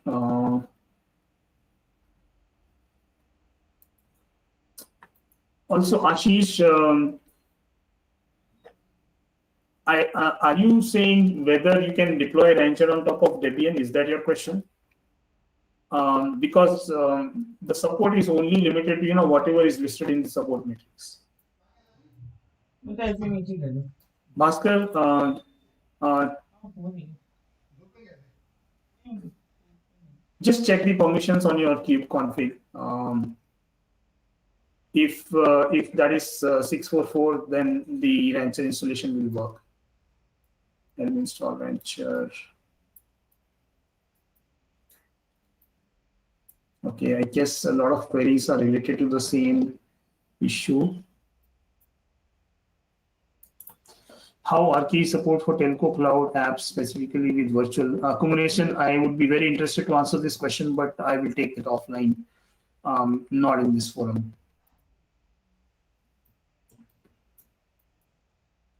Can you make a Helm repo accessible globally in Rancher apps in marketplace? Maybe if you could elaborate on that question, that would help. Installation failed. Okay, I'm skipping the questions that I've already answered. Okay, there's one interesting one. What is the difference between RKE and K3S? Very interesting. So RKE is a fairly standard Kubernetes distribution. You can deploy single node or multi-node clusters using RKE. It's a traditional Kubernetes distribution. K3S is also a fully certified CNCF distribution, but the big difference is that K3S is very lightweight. It comes as a single binary, okay, and it can be deployed on a system with. It requires only 500 MB of RAM to run. It's very lightweight and hence can be deployed on very small form factor devices. So ideally suited for edge environment type use cases, or you can use it in the data center also. But predominantly, it's created as a lightweight Kubernetes with full Kubernetes functionality, so that you can deploy it on small form factor devices, kiosks. Edge devices, edge gateways on factory floors, maybe retail environments. There are a whole host of use cases for which where K3S can be deployed. So that's essentially, and K3S runs everything in a single binary, right? It's a single executable that provides you everything. I hope I answered that.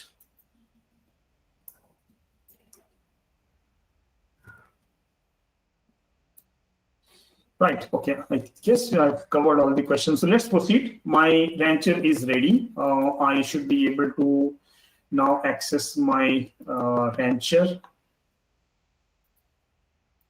which is in the next step. There's my rancher URL. Okay, you will see this error because you're using a self-signed certificate. So just click on advanced, ignore, accept and the risk and continue.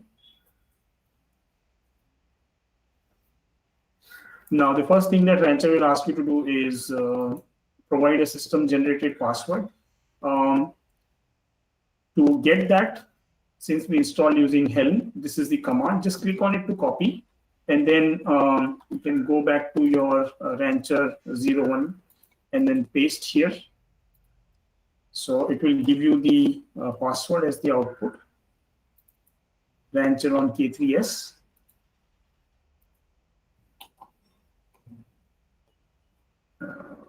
Did copy, I think. Yeah, copy, paste.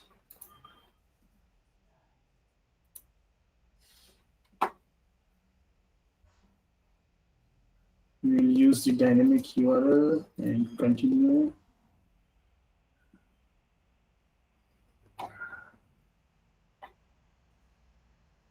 Okay, so that's my Rancher interface. Now, one thing you will see a lot of these tabs, for ease of use. One thing that you can do is you can remove them so that you only view the clusters. Now, you can already see one cluster running here called local. Every time you deploy Rancher on a cluster, on a Kubernetes cluster, the host Kubernetes cluster will come up as local cluster, right? Now, remember one thing. You shouldn't be deploying any applications on a Kubernetes cluster on which Rancher is running. We don't recommend that at all, and definitely not in production. But even in a lab environment, keep your Rancher cluster separate. Don't put any other applications on the cluster that is hosting Rancher, right? You can see K3S version on which is running in this local cluster.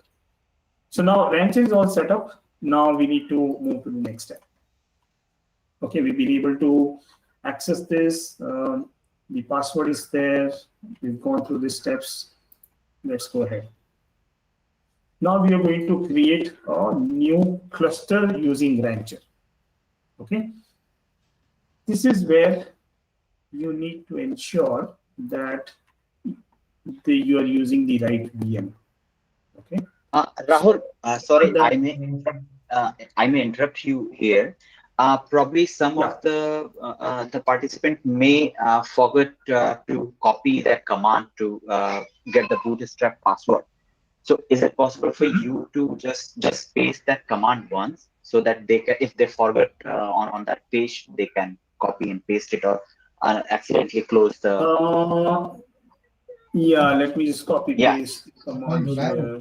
Copy, and somebody asked that question, right? How do I get the password? Yeah. I'm just getting that question. Yeah, how to get password? Mahesh asked this question, so I'm responding to your question, Mahesh, and I'm putting that entire command. You just copy and paste it in the Rancher 01 VM, right? So anybody who's the command, remember the command starts from kubectl. Okay, so just copy paste that, and you can also see my password on the screen. Most likely that's your password as well. So if you want, I can also post the password.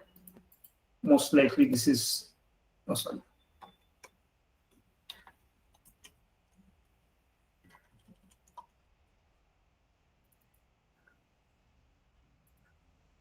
Copy, paste. That's most likely your password, Rancher on K3S. Okay. You're getting a certificate error. That is fine, Mohammed, because we're using self-signed certificate. So just go ahead, accept the risk and continue. Yeah. So in advanced section, and this is when you're creating a cluster. In advanced section, just see. In fact, in the instructions itself, your public IP and private IP would be given, right? this would be every one of you would see the IP address that you have got in the instructions. So make sure that you provide the right IP address in the right field. Oh, the URL is blocked by your organization. What you can do is, on the Rancher cluster, Rancher 01 cluster, you can also see this public IP. Try accessing it using the public IP. That should work also. So if I do this, copy and open in my, obviously I have to use HTTPS. It should work. Okay. So if the URL is getting blocked, use the public IP of the Rancher cluster.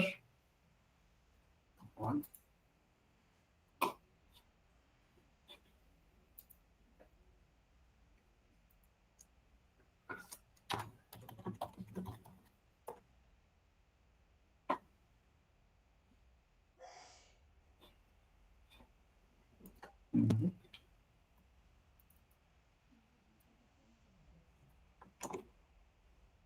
Wow.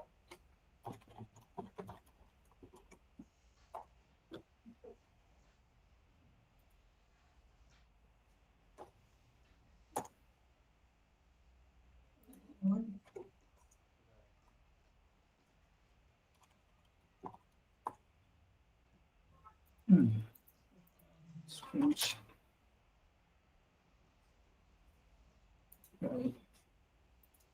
I'm so sorry. Your organization is blocking your IP address. Okay.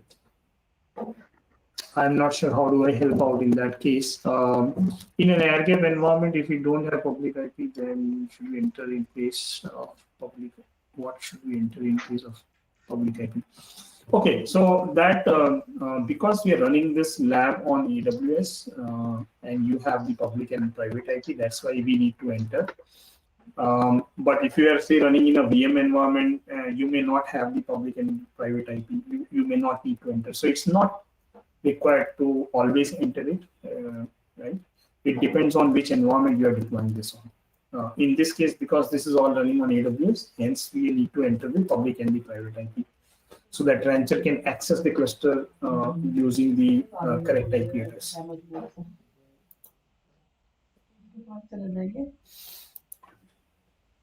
Well, if the URL is blocked by the organization, I'm not sure how we can get around that. Maybe you can access it from your personal device. That's all I can say. Right, okay, let's continue the lab. So we are going to create the first cluster, okay? And that's going to be a RKE2 cluster. So in Rancher, I have removed all the other blocks, so we see the cluster. Right here, you can click on create to create a cluster. And because we need to create an RKE2 cluster, don't forget to toggle this switch, right? If you don't do this, you'll end up creating an RKE1 cluster. So to create RKE2, you toggle the switch, and we already have a VM.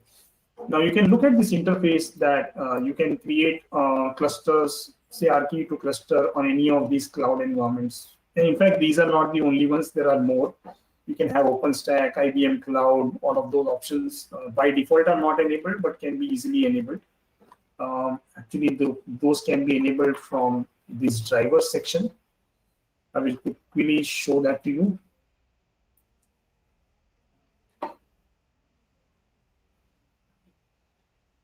So under drivers, you have these cluster drivers, right? So you can, if you are having an Oracle OK, you can activate that. Or for node drivers, you can, if you're doing it on say cloud scale, you can activate it. Google, you can activate it. All the drivers are there. You just need to activate them. OpenStack, Backspace, SoftLayer, right? Whole host of drivers are available, but not enabled by default. Okay, so we are not dealing with a infrastructure provider, we already have a VM deployed, so we are going to use the custom option. Okay, so all we have to do is ensure that we have 1.21.9 as the Kubernetes version. Let me just see on page, to multiple types of clusters, custom clusters, yeah, custom. Enter the name. Now, give a name, whatever you're comfortable with. I will simply just say cluster 01 because that's the name of the VM as well. And we don't need to select anything else, although you can add multiple configurations, right? So you can define member roles as to who's going to have access to this cluster. You can define add-on configuration, right? You can edit the YAML and do that. You can define environment variables. You can define, XAD automatic snapshots, right? By default, it's already defined here. So automatically, Rancher will keep snapshotting the XAD database. Any labels and annotations that you want to define for the cluster. Anything specific related to network. If you want to use a private registry, you can define that here, right? And upgrade strategy. This is interesting. When you try to upgrade the cluster, how should the cluster behave? Right? If you have a multi-node cluster, how should Rancher go about upgrading cluster? So here, for example, you can say at any given point of time, 10% of the nodes may become available during the upgrade process, or you may define instead of 10%, you can also say whether you want to drain the nodes during an upgrade process. Yes or no, you can select that. Okay. So this can either be a fixed number or a percentage. So instead of percentage, if you want to say only one node should be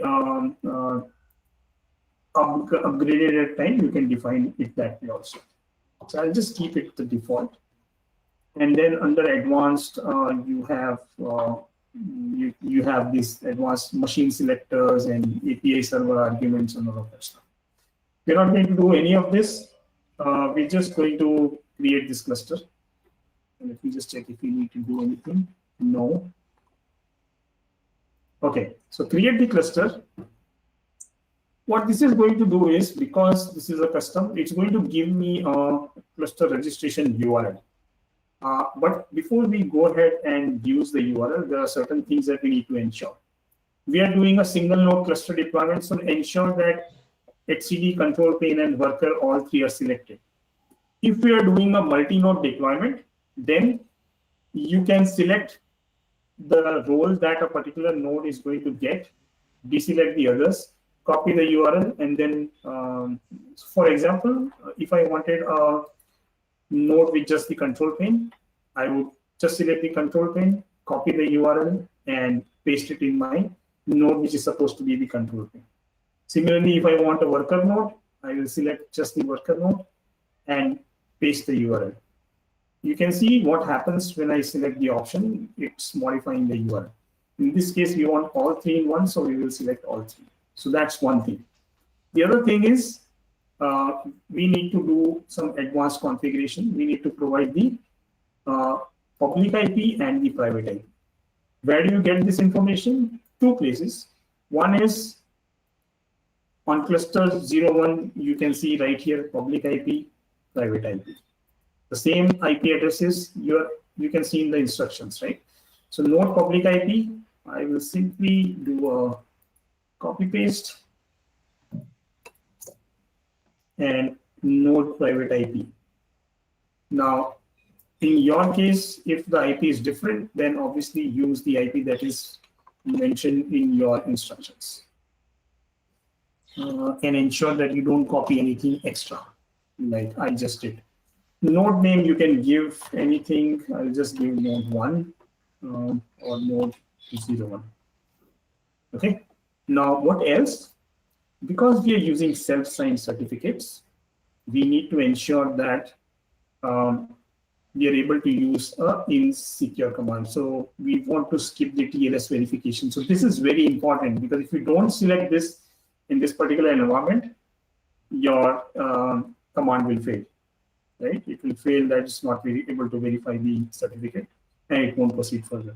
So we need to select this as well. All right. And now you have your command. So just click. Once you click on it, you will see that the command has been copied.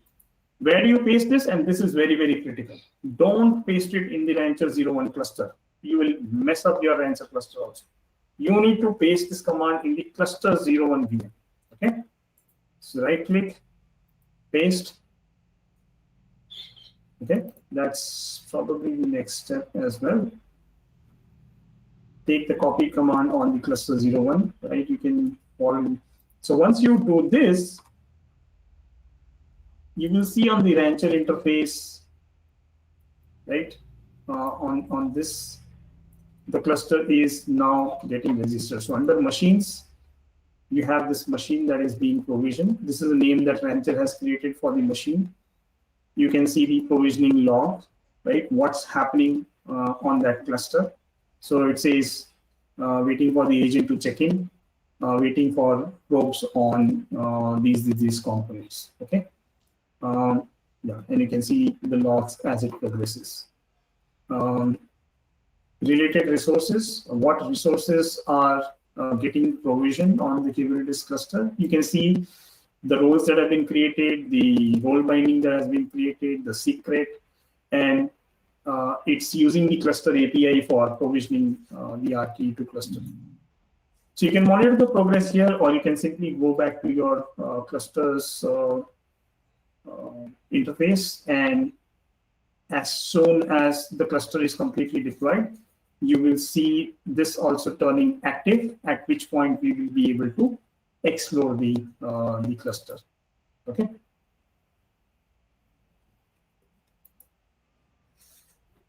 Right. So we'll just wait for this to be active. In the meantime, let me have a look at the questions.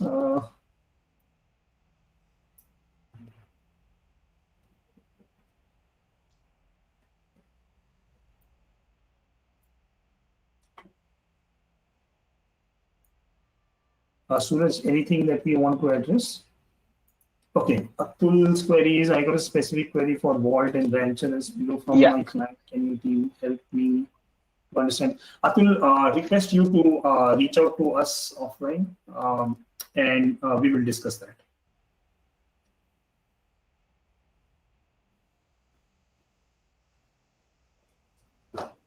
All right. No, the insecure checkbox definitely is available, Girish. It's right below the command. It's always there.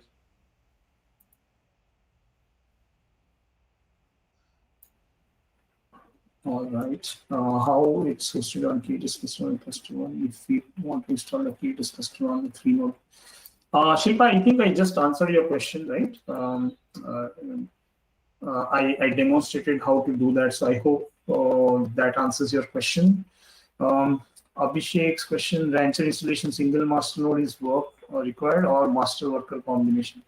So in a production environment, you would obviously have your control plane, your etcd cluster, and your worker node cluster as separate. Just for the sake of this lab, we are having everything on one node. Not recommended for production deployments, as I highlighted earlier. What's the status? Okay. So my cluster is up because I can see the, this explore button highlighted. So I should be able to access my cluster now, hopefully. Yes. So this is my cluster 01. And the moment you click on the explore button, you will see this dashboard. So RKE2 version number created 6 minutes ago. The total number of resources, right? So you can see a quick dashboard view of what the cluster is about, and you can see all the recent events on the dashboard screen. Okay. Next. The other thing that you can see is if you want to access this from the command line, you can get a kubectl shell right here in the dashboard. So click on that. It will open up a shell where you can run your kubectl commands. So kubectl get nodes, right? kubectl get you all the pods. So you can run all the kubectl commands from here as well. You can also download the kubeconfig from here, right? So the kubeconfig for this particular cluster can be downloaded right from here. Right. What else? We saw the kubeconfig file. Right. And in the left-hand side menu, you can see all the resources are accessible. So the clusters, you have projects and namespaces, the nodes and their roles in the cluster, right? So here, and your external and internal IPs are visible here. All the nodes in the cluster will be visible here along with their CPU, RAM, and pod utilization. You can deploy your workloads, everything, your deployments, pods, jobs, stateful sets, everything, apps and marketplace, right? Where you can define your Helm charts and you can deploy your applications from. We'll be doing it shortly. Service discovery, storage. In this case, we haven't yet configured a persistent storage backend for the cluster, so we'll be doing that. Your RBAC policies, right? Which members have access to this cluster, and then there are more resources around various other components. What are we going to do next? First, we are going to install monitoring. Okay, so for monitoring, what we do is there are two ways of doing it. As per the lab, you go to apps and marketplace, you go to charts. And by default, before I go to charts, there are two repositories that are configured by default for every cluster that Rancher deploys. And that's a Rancher Helm chart repo and a partner Helm chart repo coming from Rancher, right?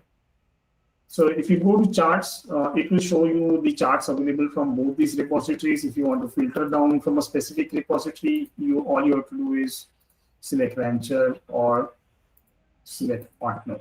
And obviously, if you have added more repositories, you can filter on them as well.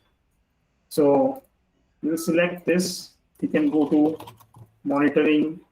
You can click on monitoring, click on install and progress.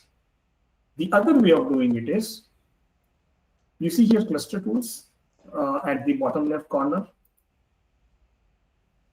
This essentially filters out all the cluster tools, and from here also you can install monitoring.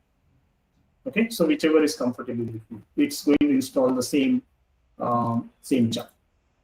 So once you start installing monitoring, it shows you the monitoring version. I'll just check if we need to make any changes anywhere.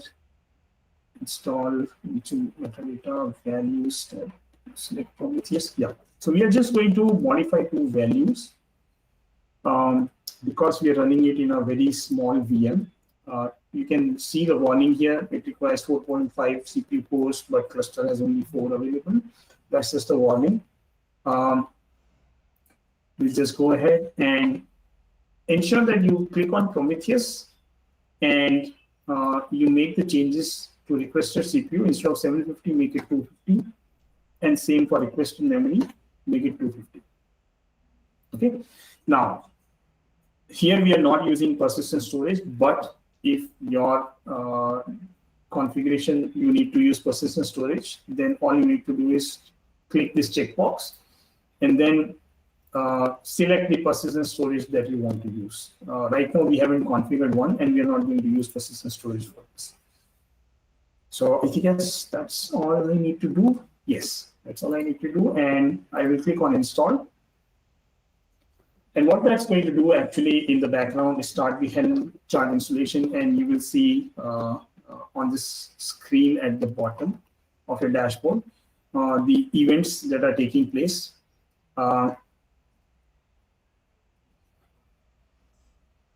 And once it says everything is installed and success, then then you will be able to access monitoring. But what has already happened is the moment you started installing the monitoring Helm chart, on the left-hand side you can see monitoring added to the menu, which wasn't there earlier. Okay. So while this goes, let me just go to the next step. Working with Rancher monitoring, right? So I'll just show you this a few things.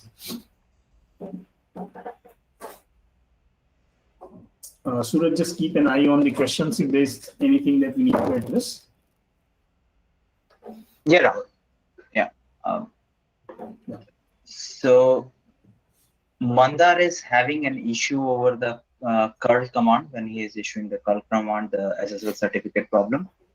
The same Pranaya. You didn't check the you didn't check the insecure checkbox, and that's why you're getting this certificate issue. So you need to go back and check that checkbox, insecure. Without that, you will get the certificate issue because we're using self-same certificates. Okay, so this is installed. Okay, so I can just close the window and then go to monitoring, and you can see all the dashboards. So you can click on Grafana dashboard, and we already have some custom built dashboards available. So this is the dashboard for the cluster that you deploy, right? This is the home, and then you can monitor various aspects. So if you want to see the namespace, the workload namespaces, there's a dashboard for that. So you have default namespace or Prometheus namespace. Similarly, if you want to see anything else, say API server, there's a dashboard for the API server. I'm just giving you what else available. So you can explore the Grafana dashboard and what all options are available here. The other interesting thing that monitoring does is it adds something to your dashboard. So if you go back to the cluster dashboard by clicking here, you saw this, the utilization, you saw the event alerts, but now what you also see here is the monitoring summary right on the dashboard. And this is all coming from the monitoring component that you just deployed, right? So again, you have a quick view within the dashboard itself. If you want to open up the Grafana link for the same thing, click on that, it will open the Grafana dashboard for you. Right? The same thing opens up here. Now you can see the metrics for, these are the cluster metrics. If you want to see Kubernetes component metrics, there is a tab for that. So you have API server, controller manager, pod scheduler, and then if you want to see HCD metrics, you have a tab for that as well.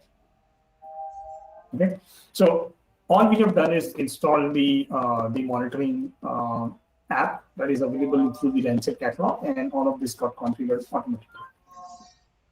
All right, so monitoring, that's I guess that's what we need to check.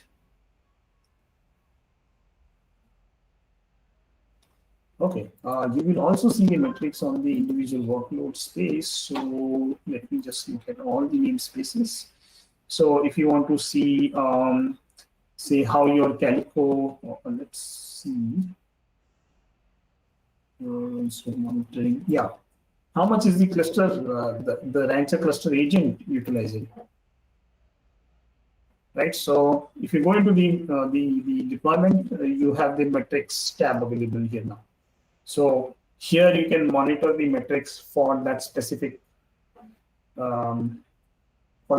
deployment, right? So this is the metric for the Catro cluster agent, right? So you will get this metric screen for every pod or deployment that you have. All right, so we've done with monitoring. What's next? Now we're going to create a deployment, okay? And we are going to deploy a very simple application called Hello World, right? And we are going to deploy it as replicas. So remember, we studied the deployment concept, okay? And what we are also going to do is create an ingress for this particular Hello World service, and that's going to be the next step. So for deploying the workload service, you can do it from Rancher itself. Go to Rancher on the left-hand side under workloads or deployment.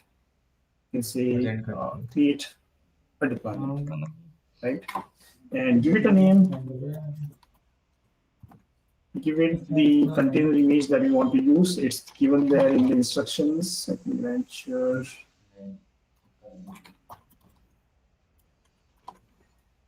Let me just confirm if that is correct.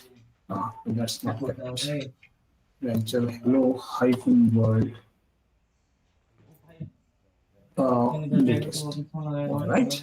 Replicas, we need 2, so I'll increase the replica count. And then ports, I need to add a port.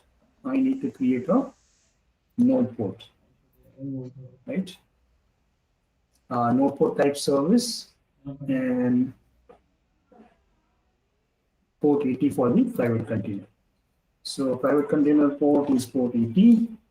Now again, when you're deploying or when you are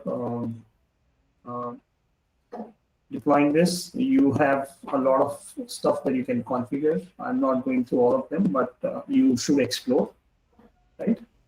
Here we are simply going to go ahead and deploy. Yeah. So Rahul, we are getting a request from participants that if we can take a pause for a moment till they reach here and then continue. So probably so a we'll minute just or two. pause. Yeah, we will just pause after this. We finish the Hello World thing, because after that, a couple of more apps need to be deployed. So I'll just finish this so that we have some termination point. So once you deploy this, yeah, it's already done. Okay. And I can go to service discovery, services, services for my Hello World.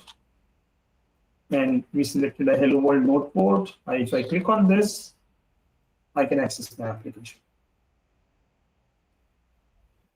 Okay, so that's my application running.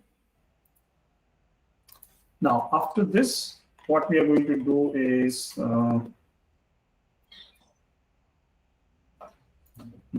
configure an ingress. And after configuring this ingress, we will just have a short break of few minutes and then proceed. So ingress, to do that, you go to service discovery, ingresses, create an ingress. I'm going to create the ingress for Hello World, so let me name it the same. Hello World, request host sslip.io. Now here in a production environment, you would be giving a proper host name, but here since we're using it's a lab environment, we are just going to use the dynamic host URL. Path prefix, just give / and then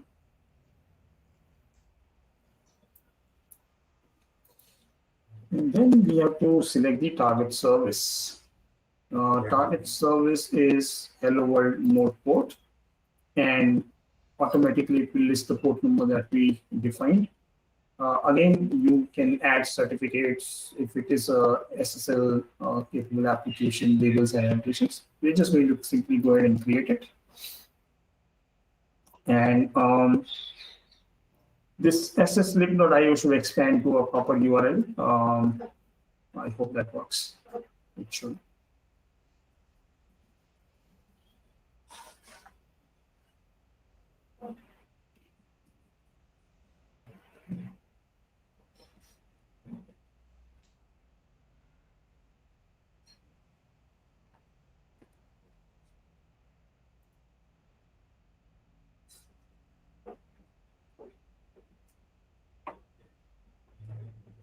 Yeah, so it automatically expands into this URL, and I click on this, and I have access to the same application, right? So now instead of using the node port, I'm using an ingress service to access the application. Right, so that's where this ends, this Hello World deployment. We will have a short break of 5 minutes. And then proceed. Just a few things left, I think, which you definitely would want to see. Suraj, are there any questions that we need to answer in the meantime?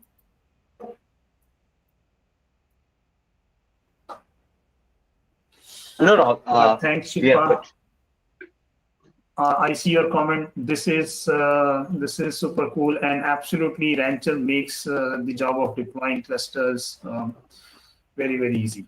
In fact, from the Rancher interface, you can go ahead and deploy cluster anywhere.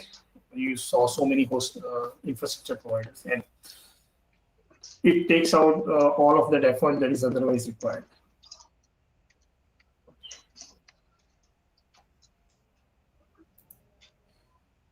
Okay, so enjoy your 5 minutes break, and then we'll restart.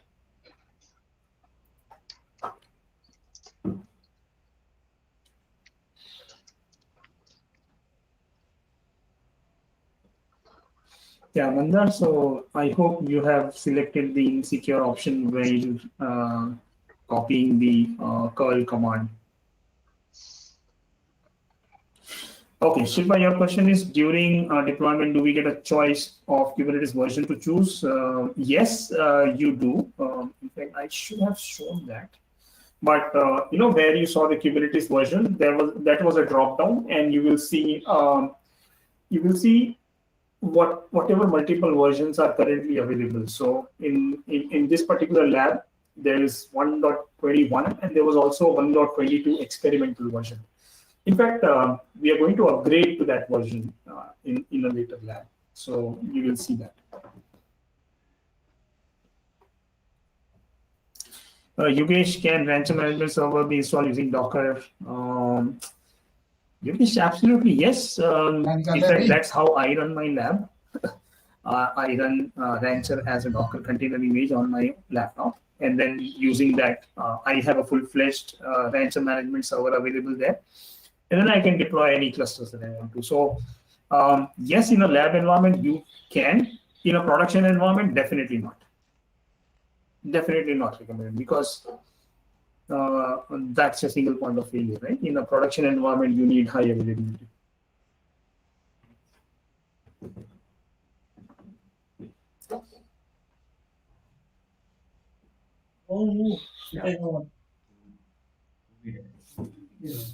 And you can deploy Rancher on any CLCF certified Kubernetes distribution. We talked about RK2 and K3S.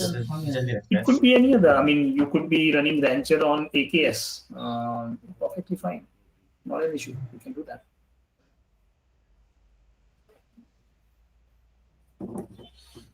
kubectl get pods all namespaces.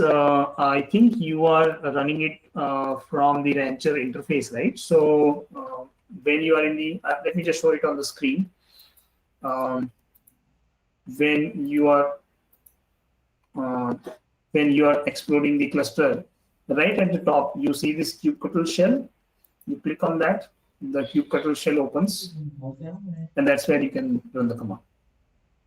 So point is that if while you are working on the Rancher management interface and you need to run a kubectl command, you don't have to pull up a putty or a SSH screen, log into the server, and then run or log from your workstation run the kubectl command. You can directly do it from the Rancher management server interface.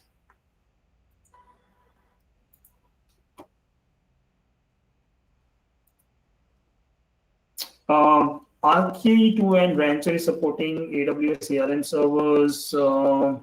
We do support ARM with Rancher. In fact, I run K3S on a Raspberry Pi, which is an ARM system.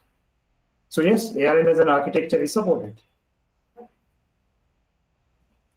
Praveen's question: can we set up alert mechanism like New Relic or Splunk in Rancher? In fact, you can, but you can also use the Prometheus Alert Manager, which gets installed when you're deploying the monitoring chart. In fact, if you look at the monitoring section, you have this, right here, the Alert Manager. And you can configure this. And obviously, you can integrate anything external because it's all API driven. So as long as the tool that you intend to use has API integration into Kubernetes, it will work.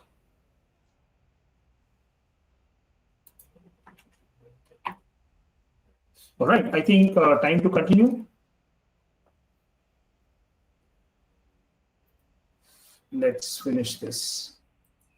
So the next thing that we're going to do is create a project and a namespace. Now, you might be familiar with namespace if you're familiar with Kubernetes. Namespace is essentially a logical organization of resources within Kubernetes, right? So if you're going to run an application, typically what you would do is you would run all the containers and you would have all the resources related to the application in a particular namespace. Now, in Rancher, we've created another concept called projects, where projects is essentially a group of namespaces, right? So we're going to create a custom project and then a custom namespace within that project. Okay, so the project name that we are going to create is stateless WordPress. So again, go to the Rancher management interface. Under cluster, you will see projects and namespaces. Before I create any, let me just show you. There is a project that already exists called system, and everything that Rancher or Kubernetes deploys is in the system project. The monitoring chart created its own namespace, cattle monitoring system, and everything related to monitoring is within this chart. But this is not part of any project, as you can see. Okay, so it's not always mandatory to create a project, but project, as you can see from the system project, allows you to organize multiple different namespaces and group them into a single logical entity. All right, so we're going to create a project, give it a name. Now, there are a few other things that you can do. You can define role-based access control on a project. Right? So you can define who has access and what kind of access do they have on this project. The other thing that project allows you to do is set resource quotas, right? You can add resources. So project will have a quota assigned to it, and then when you create the namespaces under it, which we'll see, you can have quotas assigned at that level also. Okay. Container default resource limits, you can define that these are the limits you're setting, and then labels and notations. We are just going to create a project.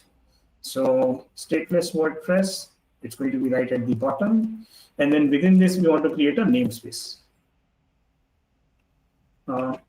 So for namespace, again, the name is stateless WordPress.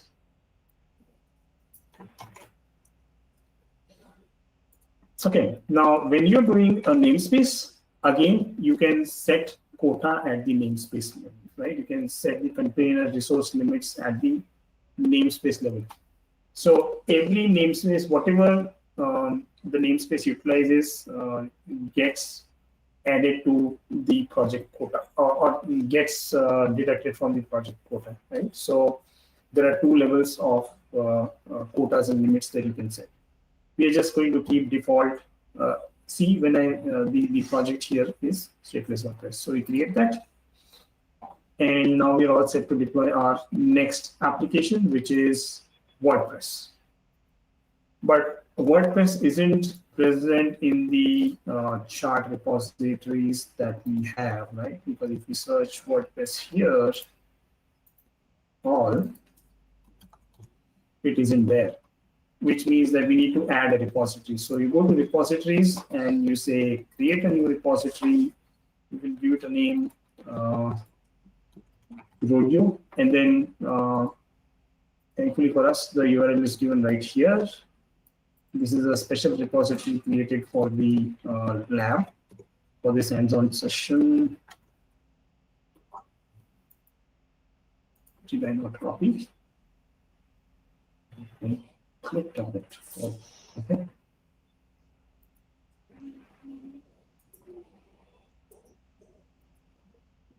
Yes.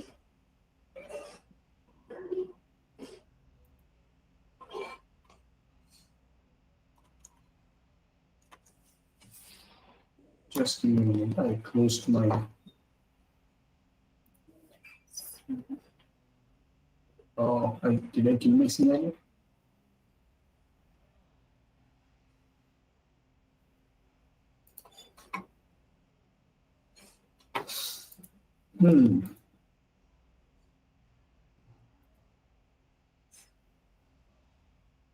Okay, my Rancher server is running. So what I can do is, yeah, be careful. Don't close off the window which has the scenario, right? So I'm just going to skip everything, and because now everything I need to do only from the Rancher management server, I should be fine. Give me a moment. Today has been a day of challenges. Hopefully we overcome all of them and get through. All right.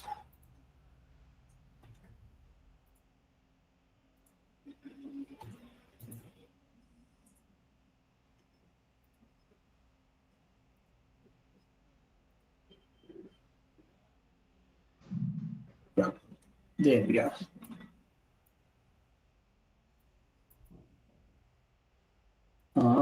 Instead of copy, I did open link, and that's why it messed up. All right. Nothing lost. Rodeo. Now here, just note that your Helm charts can be a HTTP URL. It can also come from a Git repository, in which case the URL would look different. But it can be your Helm charts could be hosted on a Git repository, and that's absolutely fine. Create.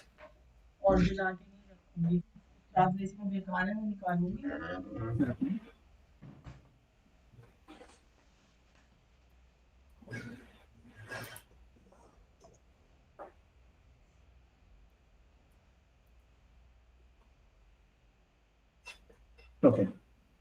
Right. So, for example, if you look at this Rancher repo, it's actually that's also an HTTP. Okay. So now that we have Rodeo as a chart installed, it's important that it should show active. Under charts, we should see another option come up, Rodeo. And since now we are going to install everything from Rodeo, I'll just filter this out.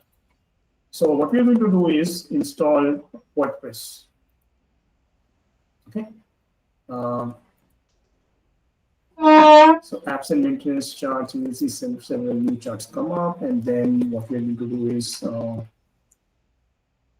choose the stateless WordPress namespace and give the installation name WordPress. So you'll see install. The namespace by default will always be default. So you will have to select the namespace, and the namespace is stateless WordPress. Give a name to the application, WordPress. Is that what we need to give? Okay, and then WordPress password to a password of your choice. WordPress settings. WordPress settings, WordPress password. So I'm just going to give it a password, and then what else do we need to do? slip.io, and okay, the host name. So that is in services and load balancer. By default, it is using because it's configured at the global level. Save, and then I just go ahead and create install. So now I'm deploying an application in a specific project and in a specific namespace. However, you probably noticed that I haven't selected persistent storage for this WordPress application. So what will happen is that, and while this is deploying, we can go and look at the installed apps WordPress here, and it's actually going to deploy. Is still installing. So it's going to deploy two pods, one for WordPress and one for database.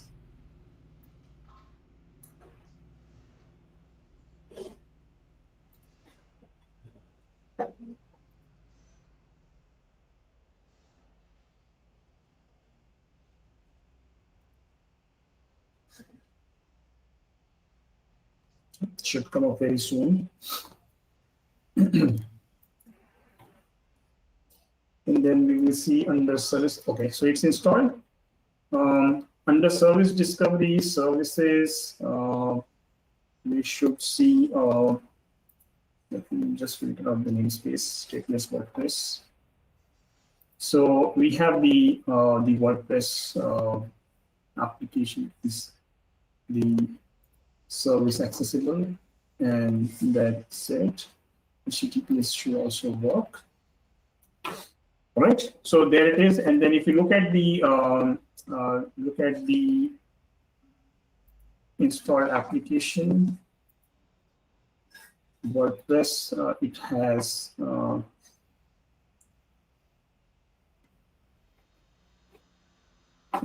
let's look at the get a better idea here.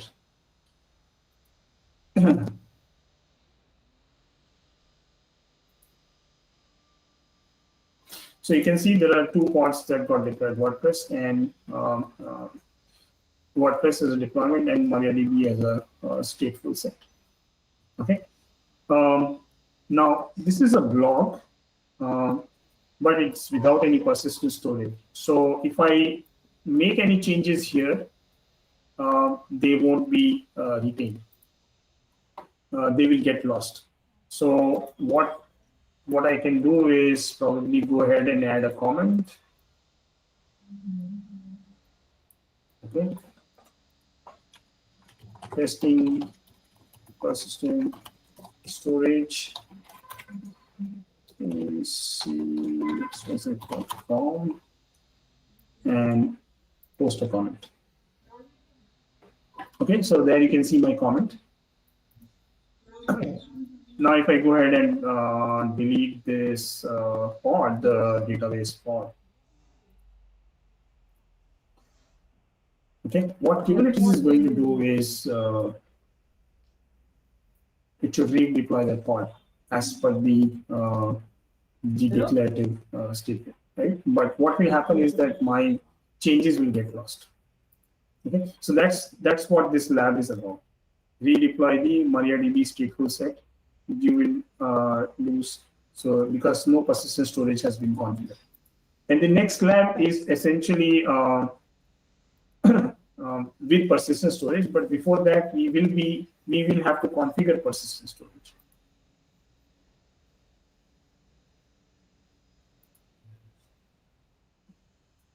So Rahul, here Yogesh was asking that is that fleet also included in this today's session?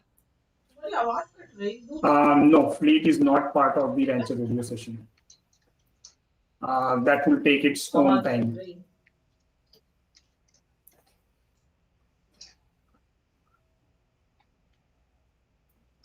How can you add a user to an existing project that you created?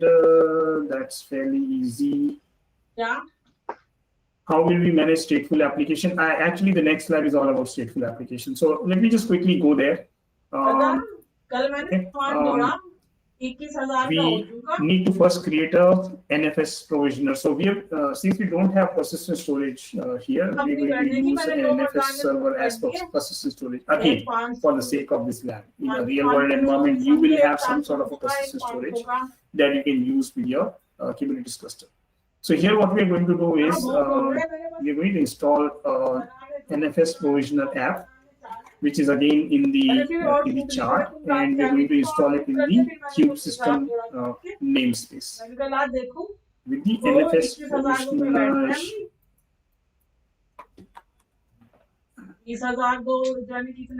provisioner, okay, so let's quickly do that. Apps and marketplace. आने बस बहुत हो गया मैंने ज्यादातर सारी चीजें हो गई तो सीधी so there's NFS server provisioner. Install, select namespace. Remember, this is important. It needs to go under kube system. Give it a name. Next, set storage class as default. So since we don't have any other storage class, this will become the default, which means whenever we select persistent storage, by default, this storage class will be used for that persistent storage. So set that as default, install. And while this is installing, let's look at the next steps. So once this is installed, under storage class, it should show as the default storage class, which we can keep monitoring. So you have under storage classes, right? Active. लिखा हुआ होगा, इससे कहो पढ़ के बताएगी क्या आया।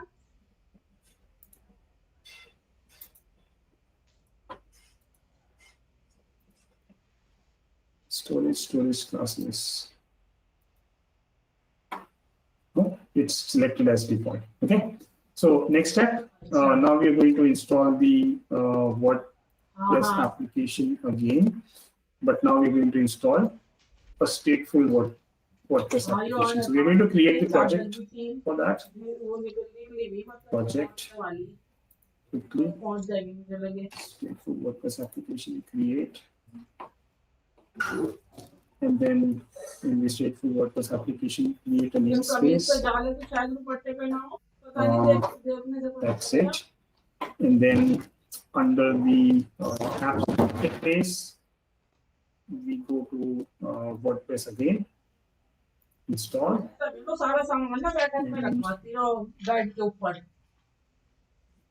We will choose the stateful WordPress application and the application name as WordPress. Stateful WordPress. Next. WordPress settings, again set a password. But this time we are going to select the WordPress persistent volume as well as the right. So we enable WordPress persistent volume and default storage class for WordPress. NFS, existing persistent volume. There is no existing volume that exists. Okay. Database. Similarly, we select MariaDB persistent volume enabled. Default and services load balance SSL. So this is going to install the same WordPress application now with default storage and default storage coming from NFS. And once everything gets provisioned, we should be able to see the persistent volumes. In fact, you can already see there is a persistent volume for WordPress and there is a persistent volume for the WordPress database. Right, so that's essentially deploying an application with persistent volumes. Now, in the interest of time, while this is deploying, I am going to go ahead and show you how you upgrade the cluster. You definitely can't do it from inside the cluster, right? So you need to go to the Rancher management server. So I will go back home and I will go to cluster manager. So cluster manager, you can see all the Kubernetes clusters listed. For upgrading the clusters, you can simply go to these three dots and go to edit config. So we are essentially editing the configuration of the Kubernetes cluster. Okay. And all we need to do is, so this is now successfully deployed, great, and we check the application. All you have to do is, from this drop down, select the version that you want to upgrade. Okay, and save, and that's all. And Rancher will now initiate a cluster upgrade process. It will upgrade the components one by one, and you can actually see those messages on the screen. So this is the last step in your lab, I guess. That's how, once you've done this successfully, you finish your lab. So very soon we'll see the cluster upgraded. In the meantime, any more questions, Suraj, that we need to look at? And you can continue doing your labs, ask questions, I guess. Suraj has answered a lot of them. Thank you. Okay, there was a question, how can we add a user to an existing project that we created? Great question. Phone number Let me show that. वैसे ही उन्हें order करेंगे घर पे boy delivery करके जा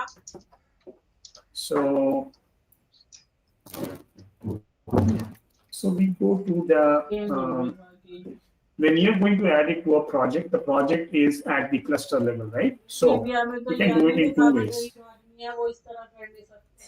One, you can go to user and authentication. You can go to users, and there's only one user that has been created. But let me just create a test user, right? With password, and then I will create it as a standard user, okay? Just for the sake of this demo.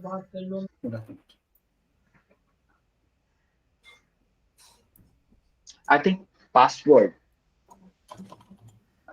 And, Is password the I think problem? a minimum requirement. Actually, there is a password Okay, minimum length requirement. let me generate a random password. I'm not going to log in anyway, so yeah, that you're right. Now in Rancher 2.6 version, you need at least a 12-character password. Okay, so this is a user test that I just created, right? Now I need to define the role. So I can go into roles, and I can go at the project and namespaces level, and I can say, you know, this user. Okay. So go and, जिनके नाम है मैं सभी ने उनसे free करवाता right, so I have defined the roles. Now I can go into the cluster, and you had the projects in namespaces, and let's select, you want to give this person access on the stateless WordPress application. So you can simply go on this project, stateful WordPress, edit config, and you go here, members, and you can say add, select a member.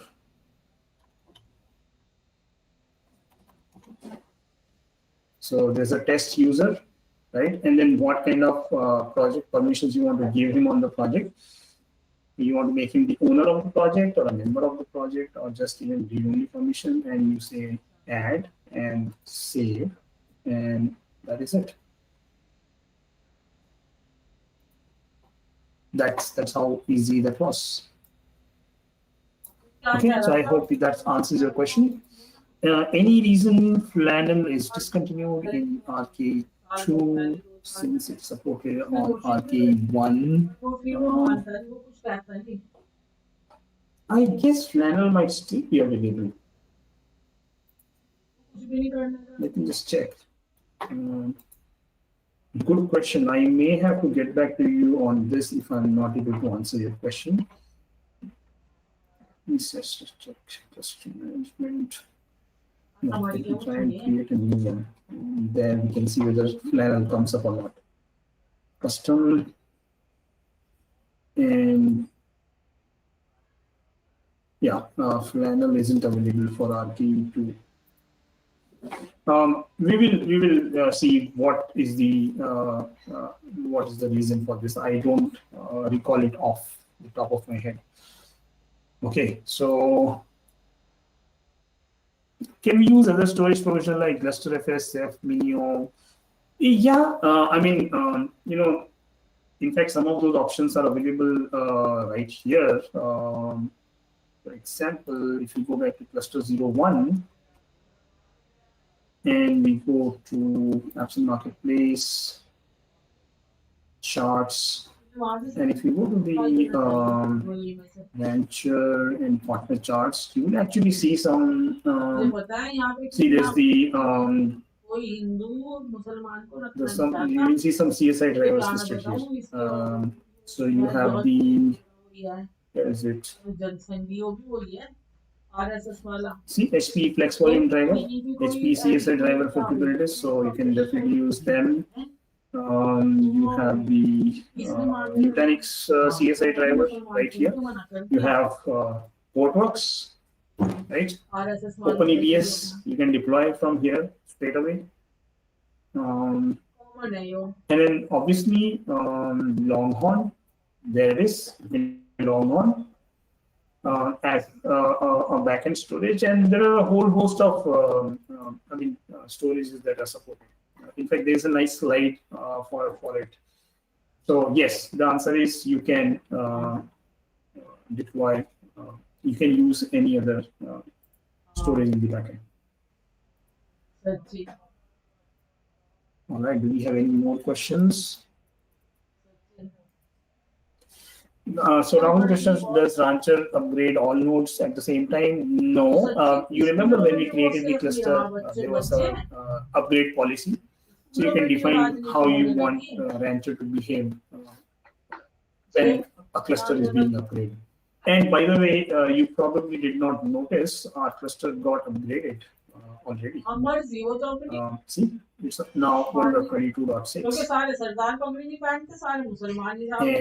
And everything is just working as it is. All right, so I think that's where I will end my session. If there is any unanswered question, I will be happy to take that. The lab should be available for some more time for you to get your hands on. Even otherwise, feel free to download Rancher, download and install Rancher in your lab, on your laptops. As I said, if you have positive resources, you can even run it as a Docker container image. Fairly easy to do. And I hope, despite all the glitches that we went through, right?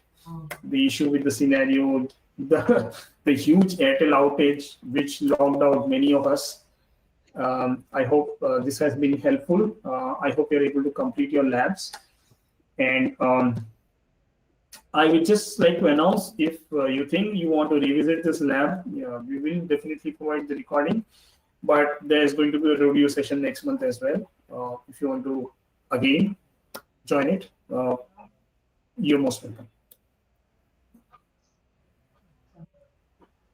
Can we destroy this lab and restart from beginning?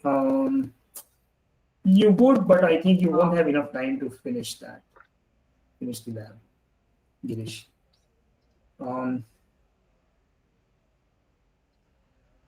Yeah, waiting on probes, which means that your cluster hasn't been provisioned yet, Sunny.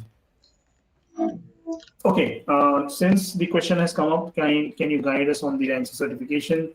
For all of you, let me invite all of you to join the Rancher, SUSE Rancher community. I hope I can always remember the URL.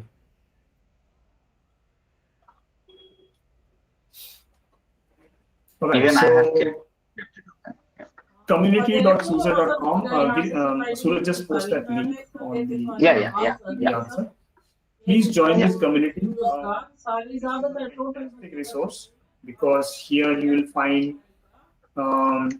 access to resources, access to sessions. In fact, Rancher does sessions around Kubernetes, some or the other topic on a weekly basis. And you can also access all the recorded sessions, right? So great place to learn, to understand. There is also a Rancher Academy course that's available here that you can leverage. That's a full Rancher administration course.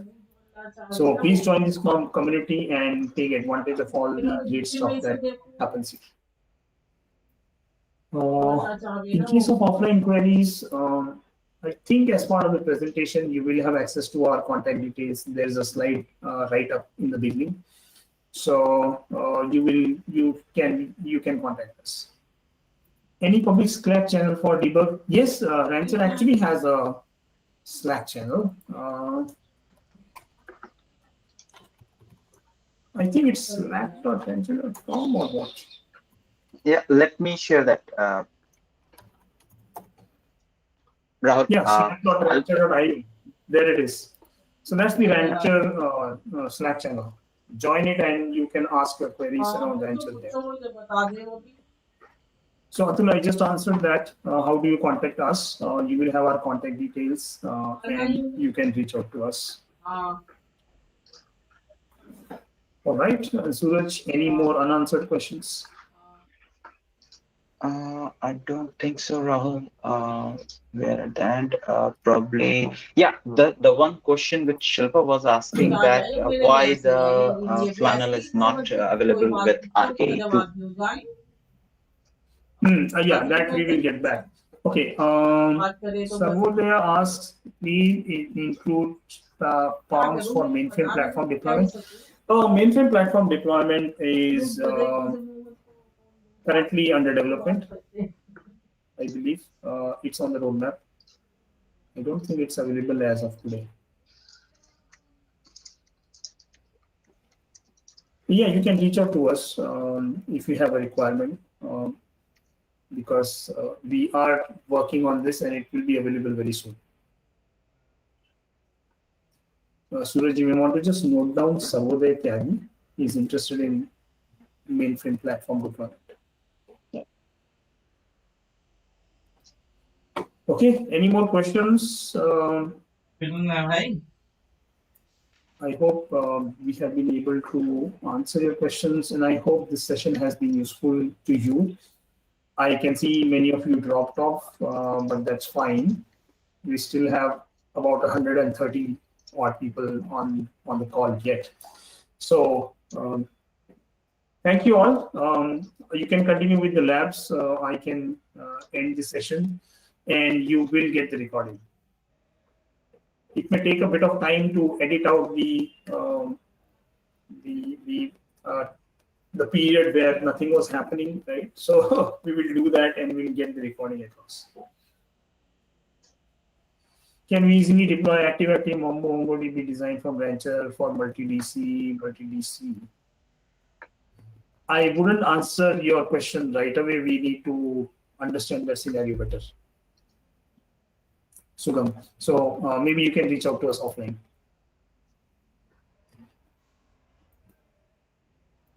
Yeah. So Sugam, just to ease you out on that part, it is totally your deployment strategy, how you want to deploy your cluster.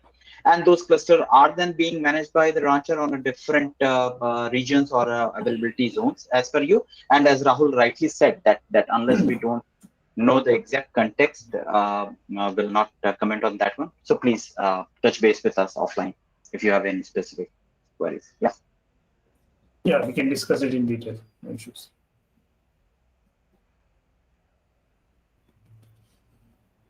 Okay, no more questions coming up. So thank you all for joining. Have a nice day. Have a nice weekend. Take care. Be safe. And see you on the next session. Right. Yeah, thank you very much, Rahul. So Rahul, I'm it was just a going great to presentation.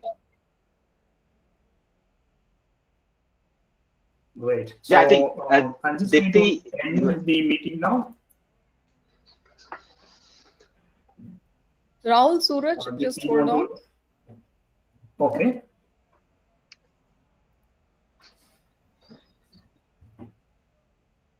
Thank you, all the attendees. So here's a wrap of the session. Let's connect next month again for a very interesting rodeo session. Thanks, Rahul. Thanks, Suraj. Thank you, Vitti.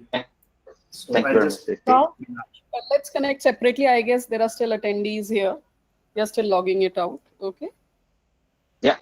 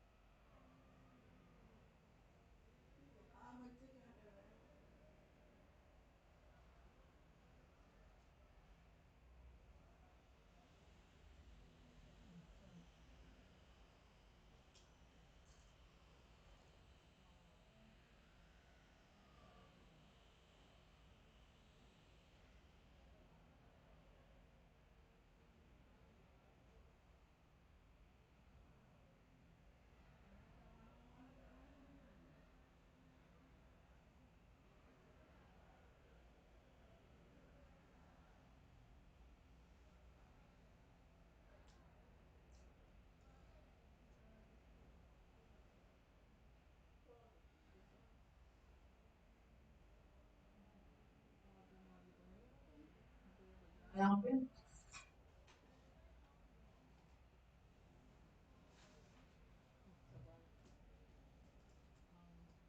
ठीक है बिल्ली भी हुई थी बिल्ली के phone पे करे तो कर ले करेगा तो अच्छा उनके तो फोन में प्रॉब्लम हो रही तो दो दफा मम्मी के फोन में भी कुछ हो रहा दो दफा मिलाया जब भी ढंग से नहीं आवाज आ रही थी आवाज भी हाँ ये जो इतना ये जो 10 का चलता है यो निकालिए अब निकालना है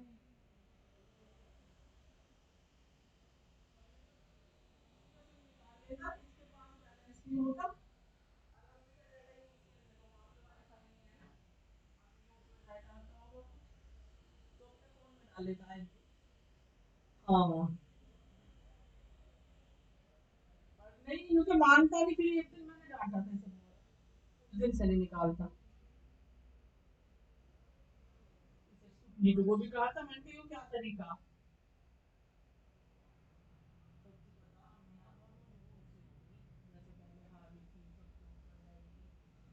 सच्ची बता मैं यहाँ पर हूँ वो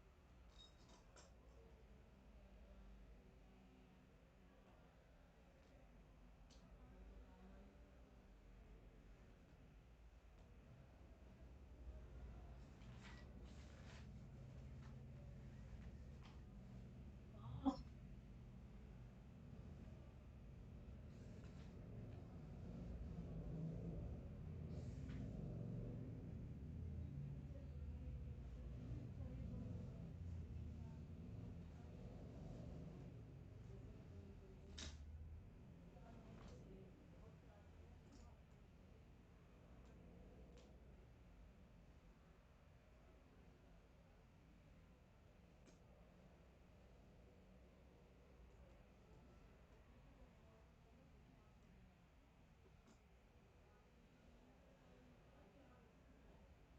है पीछे मुझे पता है पीछे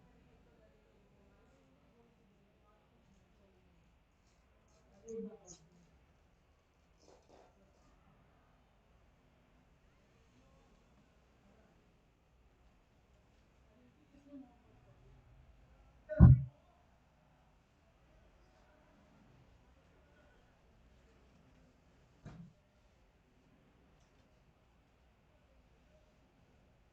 हाँ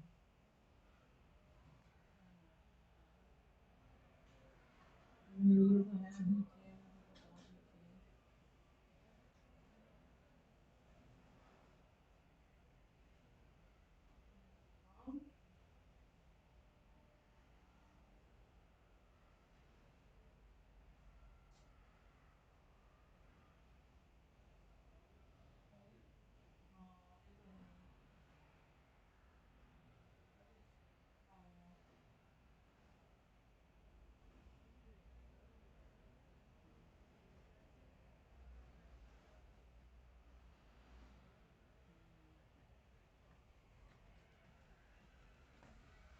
हाँ हाँ सब ये तो मैं करा था